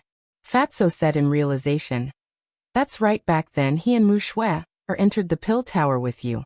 And with his family background, there's indeed no need to enter the Pill Tower. So he must have entered the Pill Tower back then with some purpose. We can follow this clue and find him. I believe that we will be able to find him sooner or later." Qin Feiyang sneered, a cold light flashing in his eyes. Sky Thunder City. Outside the city, wind and snow covered, and the cold current was bone-piercing. However, it was warm inside the city. All of this was because of the Sky Thunder Flame. The heat emitted by the heavenly thunder flame prevented the cold currents from invading. This city, which was not very big, was like a paradise. However, this paradise was currently in an uproar. Just a month ago, not long after Fatso and Wolf King massacred the 3 major tribes, this matter spread in Sky Thunder City. In addition to being shocked, everyone was speculating who massacred the 3 major tribes. Because of this matter, the city lord of Sky Thunder City even personally went to the 3 major tribes to investigate. But after a round of investigation, he did not find anything suspicious in the ruins of the 3 major tribes. But not long after, a piece of news suddenly came from Sky Thunder City. Qin Feiyang was back. Hearing this name, Everyone in the Sky Thunder City instantly boiled over. Of course they remembered this name. And it was hard to forget. Even for most people, the 3 words Qin Feiyang was a nightmare. And after the city lord learned of this matter, he immediately ordered to strictly investigate everyone who entered and left the city. At the same time, he was also looking forward to Qin Feiyang's arrival, because the debt from back then had not been settled yet. Moreover, he was already suspecting that the people who massacred the 3 major tribes might be Qin Feiyang's group. In the sky outside the city, goose-feather heavy snow floated. The ground was covered in white snow. A young man wearing tiger skin walked alone on a small path outside the city. He was about 1.75 meters tall, his body was thin, his appearance was very ordinary, and his aura was not strong. Even if someone brushed past him, they would not take a second look at him. But if one observed carefully, they would find that this person's eyes were deep, revealing a kind of sharpness that ordinary people could not compare to. And at the same time, this young man also turned a blind eye to the pedestrians coming and going. He curiously looked at the surrounding scenery with a faint smile on his face. However, when this young man saw the situation at the city gate, his pupil shrank slightly with a trace of surprise. Outside the city gate, there was a long line of hundreds of people, and on both sides of the city gate, there were more than 10 guards, each of them holding a heaven's eye stone.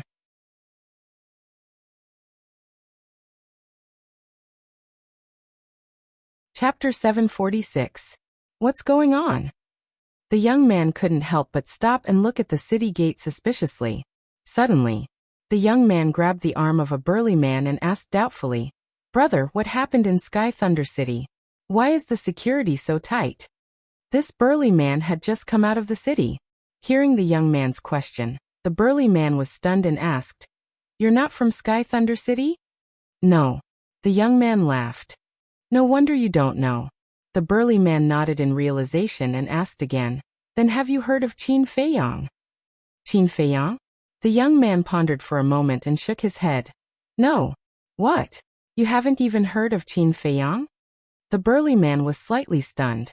He looked at the young man's eyes with a trace of contempt. Seeing this, the young man touched his nose and looked at the burly man suspiciously. He asked, "Brother, is this Qin Feiyang very famous?" "Nonsense. Those guards are making such a big fuss because of this Qin Feiyang. Do you think he's famous?" The burly man said disdainfully. Hearing this, the young man raised his eyebrows and said in a low voice, "Brother, can you tell me in detail? I don't have time to talk nonsense with you. If you want to know, go ask someone else." The burly man glanced at the young man coldly and turned to leave. Looking at the back of the burly man, the young man frowned and turned to look at the city gate. "For me? Could it be that they already know that I was the one who massacred the 3 tribes?" The young man muttered. "That's right. This person was Qin Feiyang. As for Fatso and Wolf King, they were both in seclusion in the castle. Before he came to the Sky Thunder City, he had considered many factors, so he changed his appearance. But he didn't expect that they would use the Heaven's Eye Stone to check. Now it was obviously impossible to enter from the city gate. However, don't forget that he had stayed in Sky Thunder City before and knew the coordinates of the city. Immediately, he turned and strode away, walking into a small forest. Then he opened the portal and appeared in front of the Spring Rain Inn. Qin Feiyang was no stranger to Spring Rain Inn. He remembered that when he first came to Sky Thunder City, it was the Pill Pagoda's assessment and all the restaurants in Sky Thunder City were full. At that time, he couldn't find a restaurant to stay in. Coincidentally, he met Mu Qing and her sister here. Mu Qing even invited him to stay with them. But he didn't agree. After all these years, the Spring Rain brothel hadn't changed much. The only difference was that it wasn't as lively as before. Qin Feiyang raised his head and looked at the plaque above the door. Then he strode in. The Spring Rain brothel wasn't very big, and there were only about 20 or so tables in the main hall. There were a few scattered tables of guests, who were drinking and chatting. However, there were still many private rooms upstairs. Under the lead of the waiter, Qin Feiyang walked to a table in the corner. "Young master, what do you need?" the waiter asked. Qin Feiyang said, "Give me 2 side dishes and a pot of wine." "All right." The shop assistant yelled, turned around and ran away. Qin Feiyang calmed down and listened to the discussions of the people at the other tables. In the beginning, the people at those tables were talking about some unimportant topics. But suddenly, a middle-aged man at one of the tables frowned and said, "Do you think that Qin Feiyang is really back?" The moment they heard the name Qin Feiyang, the others immediately quieted down. A moment later, a young man said, "I think it's already true. If it's true, then Sky Thunder City will probably be in chaos again." That's right. Back then, this person used his monstrous talent in alchemy to suppress countless geniuses and become the last disciple of the Pagoda Master. Later on, he even looted the treasure trove and pill fire of the 3 great tribes. He can be said to be famous. For a moment, everyone began to discuss. At this time, the waiter walked over with 2 plates of side dishes, a pair of bowls and chopsticks, a wine pot, and a wine cup, and placed them in front of Qin Feiyang. "Young master, this is the wine and dishes you ordered. Please enjoy." The waiter gave a flattering smile and left again. Qin Feiyang picked up the wine pot and quietly poured himself a drink. "I'm just wondering, with this person's talent and ability, it can be said that his future is limitless, but why would he do such a thing? Are you stupid?" Suddenly, a voice full of puzzlement sounded. "That's right. If he hadn't done those things back then, the Pagoda Master and the City Lord wouldn't have killed him. What a pity.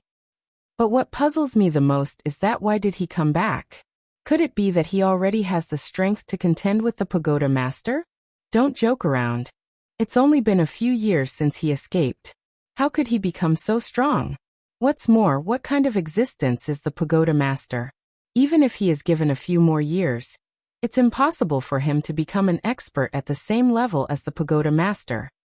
Yes, not to mention the Pagoda Master, even the City Lord can easily kill him." The discussion at those tables became louder and louder. In the end, even the waiter of the restaurant couldn't help but chime in a few times. As for Qin Feiyang, he kept his head down and drank silently. Time passed by little by little. When it was noon, the number of guests in the restaurant increased, and it became lively. Without exception, they were all talking about this matter. But in this morning, Qin Feiyang didn't get any valuable information. He didn't wait any longer. He took out more than 10 gold coins, threw them on the table, and got up to leave. The City Lord's mansion. During this period of time, this place was also heavily guarded. Each of the guards held a halberd, standing straight like an iron pine. Anyone who saw a suspicious person would be stopped by them for questioning. At this moment, Qin Feiyang was standing in front of the gate of the City Lord's mansion. The 4 guards on both sides of the gate looked at him vigilantly. Seeing this, Qin Feiyang couldn't help laughing. He was not a devil who ate people without spitting out the bones. Was it necessary to be so nervous when they heard that he was back? Ahem. With a dry cough, Qin Feiyang cupped his hands and said, "I'm Wang Hao. I have something to discuss with the City Lord. Please inform him." "What's the matter with the City Lord?" One of the guards frowned. Qin Feiyang said calmly, "I found traces of Qin Feiyang outside the city earlier." "What? He really came back?" The 4 guards suddenly changed color. "Come with me quickly." After coming back to his senses, one of them immediately turned around and ran into the City Lord's mansion. Qin Feiyang shook his head with a smile and strode after him. A moment later, a magnificent hall came into Qin Feiyang's sight. There were sentries every 3 steps around the hall. Even a fly couldn't fly in. The leader of the group was a burly man who was dressed differently from the guards. The other guards were all wearing beast-skin coats, but this person was wearing a long black robe made of cloth. The aura he exuded was far beyond that of the other guards.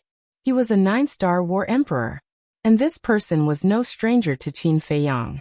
He was the guard commander of Sky Thunder City. Strange. Qin Feiyang glanced at them one by one. Looking at this formation, it didn't seem to be guarding against him. When Qin Feiyang and the guard approached, the guard commander glanced at Qin Feiyang, then looked at the guard who led the way and asked, "Who is he?"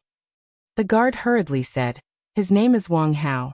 He said that he found traces of Qin Feiyang outside the city." And the guard commander was shocked. He quickly looked at Qin Feiyang and asked, "Really?" "Absolutely." Qin Feiyang nodded. The guard commander's pupils contracted as he said in a low voice, "The city lord is currently trying to break through to the two-star war master. He should be done soon." "Wait a moment. Breakthrough?" Qin Feiyang was slightly startled, then nodded and said, "All right." Only now did he understand that these people were protecting the city lord. Boom. After about 100 breaths of time, a powerful aura suddenly rushed out from the main hall. The guard commander's face immediately revealed a trace of joy. Not long after, the door opened and a middle-aged man strode out. His entire body was filled with an imposing aura. He wore a fitting white robe with white hair at his temples, giving off a feeling of vicissitudes of life. He stood there, his long hair fluttering in the wind, imperceptibly emitting an extremely strong oppressive force. "Congratulations, City Lord." The guard commander and the others all bowed and exclaimed. The City Lord nodded and said with a smile, "Thank you for your hard work." With that, he looked at the guard commander and asked, "Is there any news about Qin Feiyang?" "Yes." The guard commander nodded, pointed at Qin Feiyang and said, "Sir, he found traces of Qin Feiyang outside the city." "Where is it?" The city lord immediately looked at Qin Feiyang and asked. Qin Feiyang said, "It's in a forest, not too far away." The city lord was overjoyed and anxiously said, "All right, bring me there immediately." "Yes." Qin Feiyang respectfully replied and immediately opened a teleportation gate. The city lord also immediately walked towards the teleportation gate. The guard commander hurriedly asked, "Sir, do you want this subordinate to go and help?" "No need." Back then, when Qin Feiyang escaped, he was only a war king. Now that only 6 years have passed, he is at most a war emperor.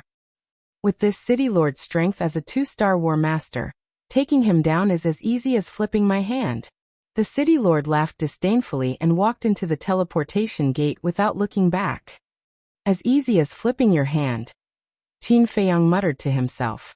A light flashed in the depths of his eyes, and he also stepped into the teleportation gate. Above a glacier, Qin Feiyang and the city lord appeared one after another.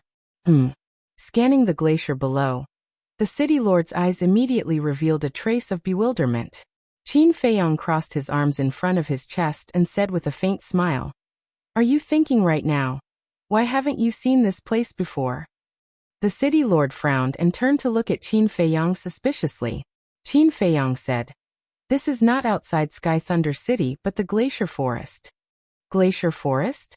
The city lord was slightly startled and asked in confusion, "Why did you bring me here?" Qin Feiyang said, "Answer my question first. Do you really want to kill Qin Feiyang that much?" "Humph.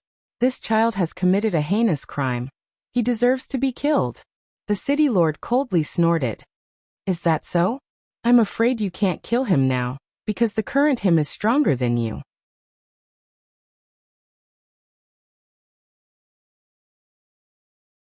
Chapter 747. This aura is so strong. The city lord's expression changed, and he retreated without hesitation. The corner of Qin Feiyang's mouth lifted slightly. He stepped on the phantom steps and instantly appeared behind the city lord. Following closely, he raised his arm and slapped the city lord's back. Puff. The city lord immediately spat out a mouthful of blood. He lost his balance and shot forward.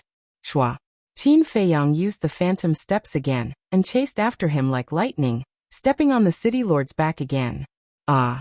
Accompanied by a blood-curdling scream, the city lord smashed into the glacier below like a meteorite.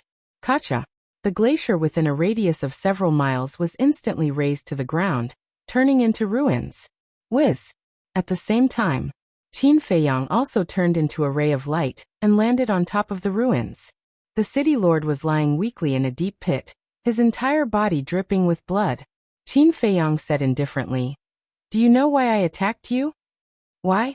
The city lord crawled up with difficulty and looked at Qin Feiyang in confusion. "Because..." Qin Feiyang took out a facial restoration pill and placed it in his mouth. In the blink of an eye, his true appearance would be restored. Looking at that mature and determined face, the city lord's eyes almost popped out. How is this possible? It's only been a few years, but your cultivation has actually. Whether it was his face or his eyes, they were filled with disbelief. Nothing is impossible when it comes to me. Qin Feiyang smiled faintly. The city lord's gaze trembled as he said in shock. In such a short period of time, you broke through from the War King to the 3-star war sect. How did you do it? Qin Feiyang said. It's not a 3-star war sect, it's a 4-star war sect. 4-star war sect. When the city lord heard this, it was as if a bolt of lightning had exploded in his mind, rumbling loudly. No wonder even he didn't have any power to resist. It turned out that his cultivation was so strong. As for how I did it, that has nothing to do with you. Right now you only need to answer a few questions of mine, Qin Feiyang said. What question? The city lord asked, his eyes filled with fear.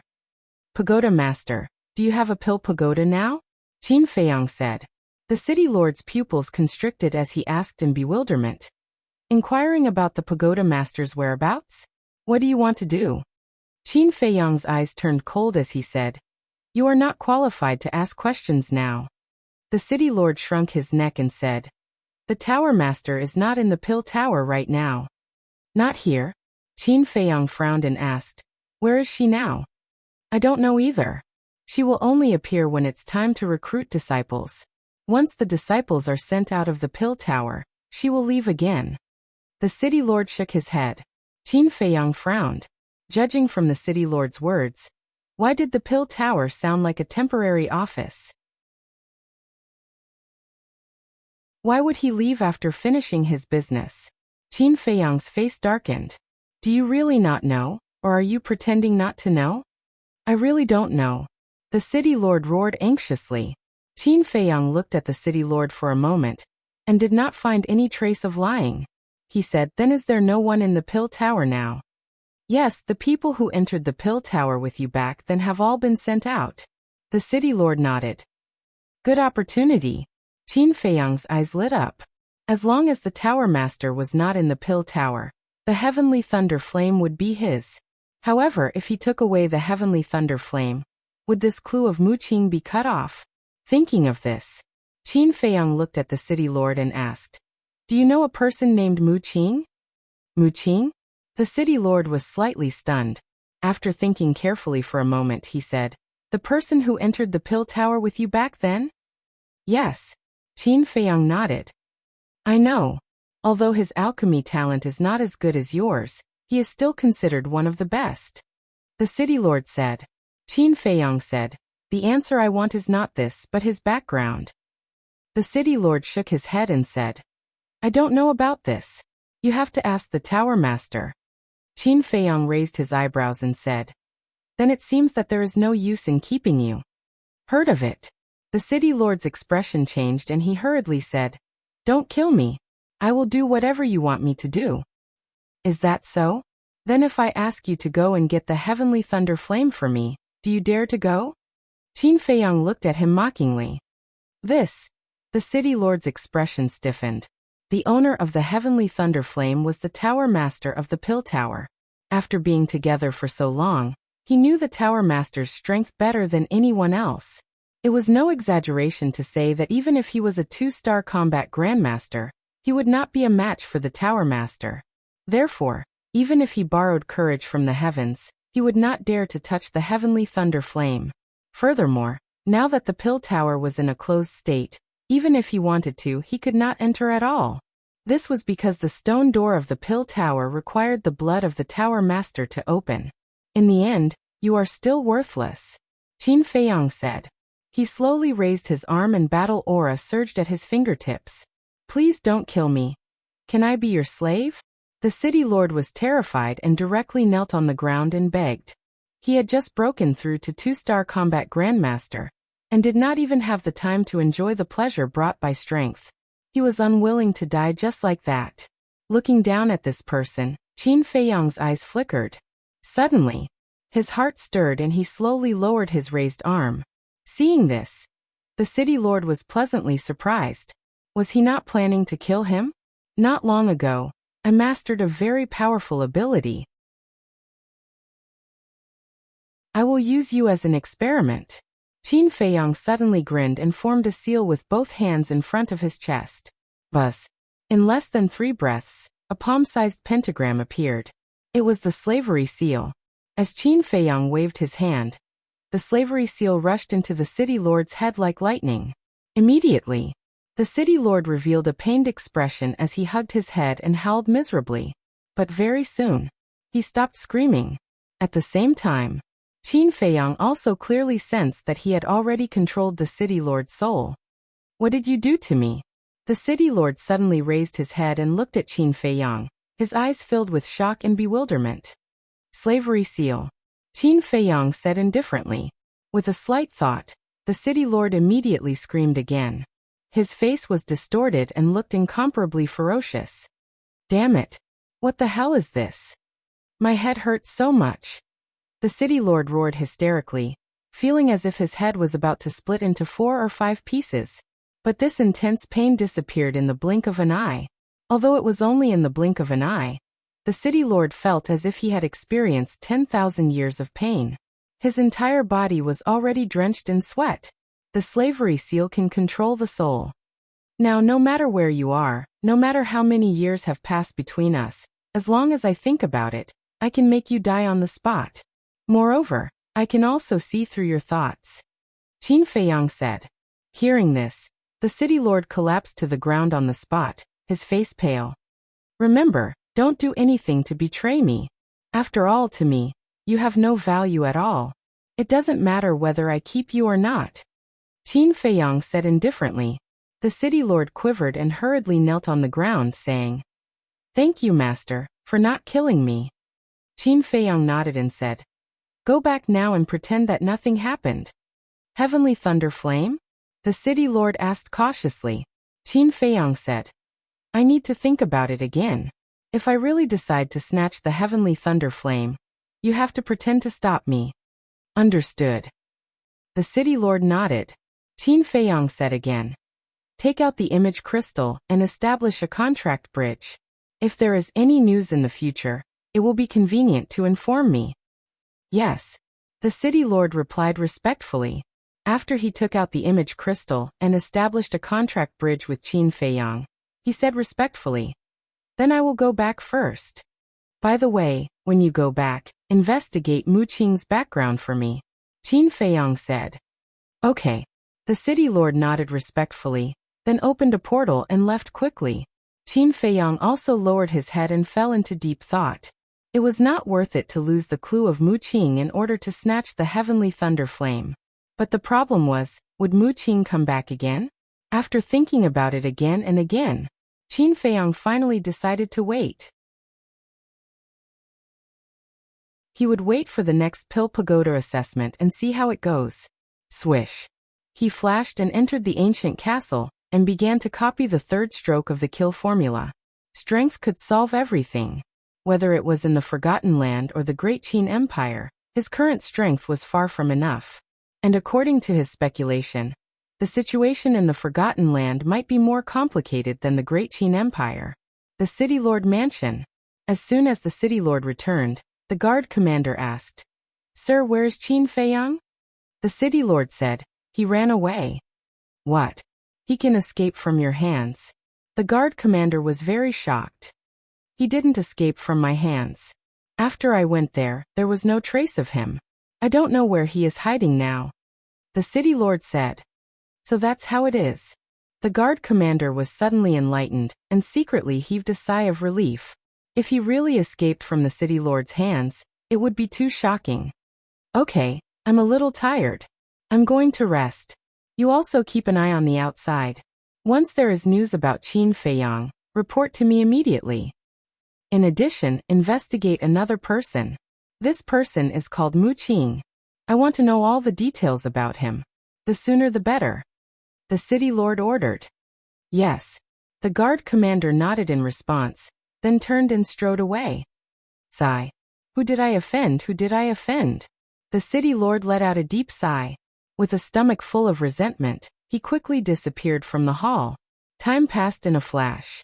3 months passed. Boom. On this day, Qin Feiyang's arm trembled, and the 3rd stroke of the word kill, under his fingertips blossomed with a dazzling light. His aura also soared. In the blink of an eye, he had broken through the shackles and reached the level of a 5-star war master. However, compared to the first and second strokes, the third stroke took even longer. If one were to calculate carefully, it would be 3 months and 2 days. As for the next few strokes, it would definitely take a lot of time for him to complete them. However, he was very satisfied. After all, for others, it would take at least a few years or even decades to break through a small realm of the War Master. 5-star War Master. I'm one step closer to the War Saint. Just you wait, I'll be back soon.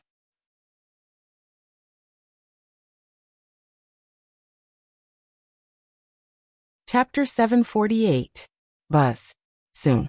The City Lord's shadow appeared and bowed. Greetings, Master. Qin Feiyang asked. I asked you to investigate Mu Qing. How is the investigation going? I'm sorry, I'm incompetent. The City Lord panicked and hurriedly knelt on the ground. Qin Feiyang raised his eyebrows. I've sent people to investigate all the tribes within a radius of 10,000 miles. There's no such person as Mu Qing. The City Lord panicked. Qin Feiyang was silent for a while, then asked, what about the tribes deeper in? The Forgotten Land was extremely vast, and the Sky Thunder City was not the end. And in the depths, there were even more powerful tribes. The City Lord shook his head. I didn't inquire about the tribes deeper in. Why not? Qin Feiyang frowned. Master might not know, but there is a glacier 1,000 miles away from the Sky Thunder City. According to the City Lord, fierce beasts ran amok in the glacier. With his strength, entering would only lead to death. This was equivalent to saying that this glacier was a dividing line. Qin Feiyang said. You should know about the tribe on the other side of the glacier, right? I've heard of that. There are 2 large tribes right across the glacier. They are the Wang tribe and the Li tribe. Rumor has it that the population of these 2 tribes is in the hundreds of thousands, and they both have a 5-star war sect overseeing them.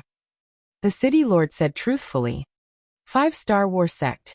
Qin Feiyang pondered for a moment, his eyes revealing a trace of disdain, and asked, how long until the next Pill Pagoda assessment? For months. The City Lord thought for a moment and said. Qin Feiyang immediately frowned. He actually had to wait for 4 months? The City Lord hesitated for a moment, then carefully asked. Master, there's something I don't know if I should say. Speak. Qin Feiyang said. The City Lord said. Once when this subordinate was chatting with the pagoda master, she accidentally said something. What did she say? Qin Feiyang was surprised. The City Lord said. She said that the Pill Pagoda's power is huge, enough to control the situation of the Forgotten Continent. Qin Feiyang's expression froze. How could a mere pill tower have the power to influence the entire Forgotten Continent? Suddenly, he seemed to have thought of something and asked, other than Sky Thunder City, are there any other pill pagodas? Somewhere else? The City Lord was stunned. After thinking for a moment, he shook his head and said, I don't know. This subordinate only knows that there is only one pill tower in this region, the Sky Thunder City. After that, the City Lord also seemed to have thought of something and said in surprise, Master's meaning is that Sky Thunder City's pill tower might just be a branch of the pill tower? This is the only explanation. Otherwise, the Tower Master wouldn't dare to say such a thing. Qin Feiyang said. It does seem reasonable. The City Lord nodded thoughtfully. If that was the case, then it would be too inconceivable. That's not right. As the Sky Thunder City's City Lord, why don't you even know the ins and outs of the Pill Tower? Qin Feiyang frowned. It was common knowledge that every place had a person who wielded supreme power. For example, in the spiritual state, whether it was the Black Bear City, Yin City, or the Prefecture City, they were all under the jurisdiction of the Palace Lord. The City Lords of the various cities were naturally considered subordinates of the Palace Lord. Similarly, above the Sky Thunder City's City Lord, there should be even more powerful people in charge. Even if the Sky Thunder City's City Lord didn't know, those higher up in power should at least know the ins and outs of the Pill Tower, right? And the Pill Tower was located in the city, occupying a place. Shouldn't the person in charge above reveal a thing or two to the Sky Thunder City's city lord? At the very least, the city lord of the Sky Thunder City should know the origins of the Pill Tower, right? But why was the city lord of the Sky Thunder City unaware? When the city lord heard this, he said respectfully, "Master, you may not know this, but this Pill Tower is very mysterious. It is even older than the Sky Thunder City." After pausing for a moment, the city lord continued, "Rumor has it that the first-generation city lord had to obtain the consent of the Pill Tower's pagoda master before establishing the Sky Thunder City." This? Qin Feiyang was a little stunned. Furthermore, the cities of the Forgotten Land are basically built by rogue cultivators like us. They have nothing to do with any tribe or power. The city lord added, "I see." Qin Feiyang revealed a look of understanding. If that was the case, then it was not strange that the city lord of the Sky Thunder City did not know the ins and outs of the Pill Tower. But suddenly, Qin Feiyang realized that he had overlooked a problem and said, "You just said that this place is called the Forgotten Land?" "That's right. Master doesn't know?" The city lord nodded and looked at Qin Feiyang suspiciously. Qin Feiyang said, "I am not from here, so of course I don't know. In our place, this place is called the Forgotten Land." Forgotten Land? The city lord was stunned and said with a flattering smile, "It's only 2 words, not much difference." "The difference is huge." Qin Feiyang looked at him indifferently. Although it was only 2 words, the meaning was as different as heaven and earth. The Forgotten Land could be understood as a small place to train, and would not be too big. But the continent was different. The continent included many plates, and was the general name of a world. This also meant that the Forgotten Continent was a complete world. It could even be an independent big world. "Looks like the water here is very deep." Qin Feiyang muttered to himself and calmed down a little. He looked at the city lord and said, "Do you know the coordinates of the Li tribe and the Wang tribe?" "Never been there, I don't know." The city lord shook his head. Qin Feiyang frowned and said, "Okay, on the day of the Pill Tower's examination, remember to send me a message. Also, help me collect the medicinal ingredients for the Battle Chi pill. The more the better." Finished speaking, he turned off the image crystal. "Farewell, master." The city lord respectfully bowed and watched Qin Feiyang's image disappear. Only then did he let out a sigh of relief. But immediately after, his face was filled with bewilderment.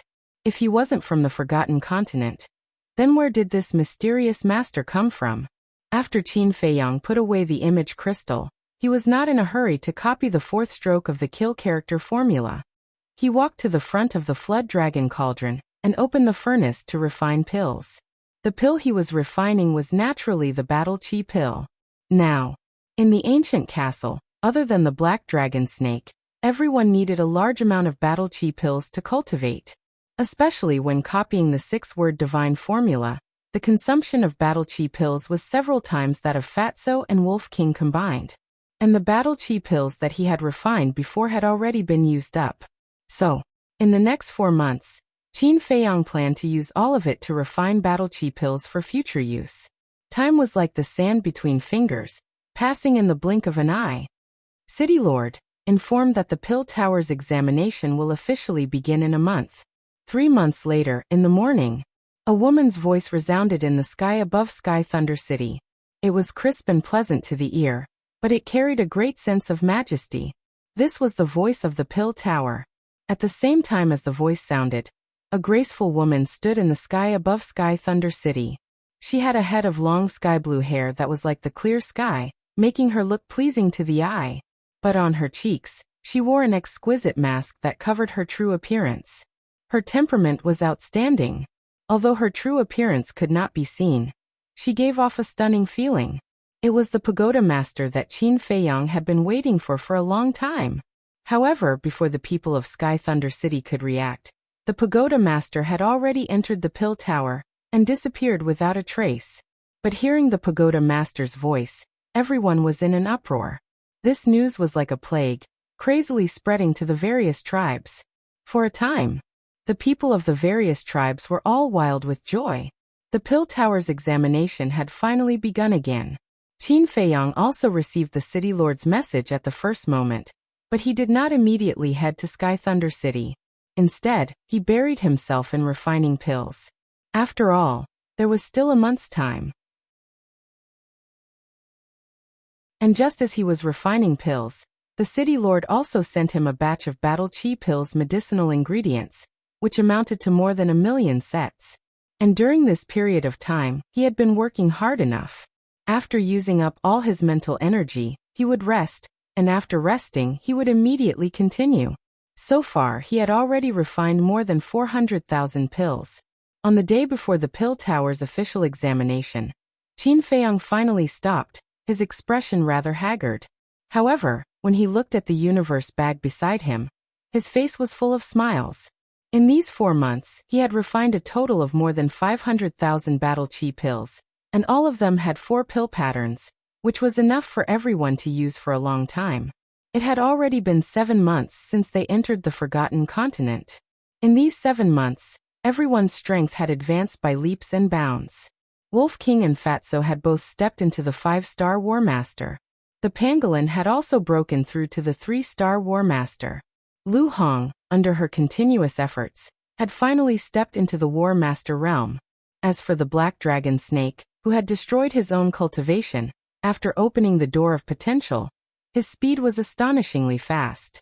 Now he had already recovered the cultivation of a 5-star martial ancestor. He believed that it wouldn't be long before he could step into the War King realm. Seeing that Qin Feiyang had stopped refining pills, Fatso also opened his eyes and asked, "Boss, what if there's no news of Mu Qing? Then we'll go deeper into the Forgotten Continent." Qin Feiyang said without hesitation.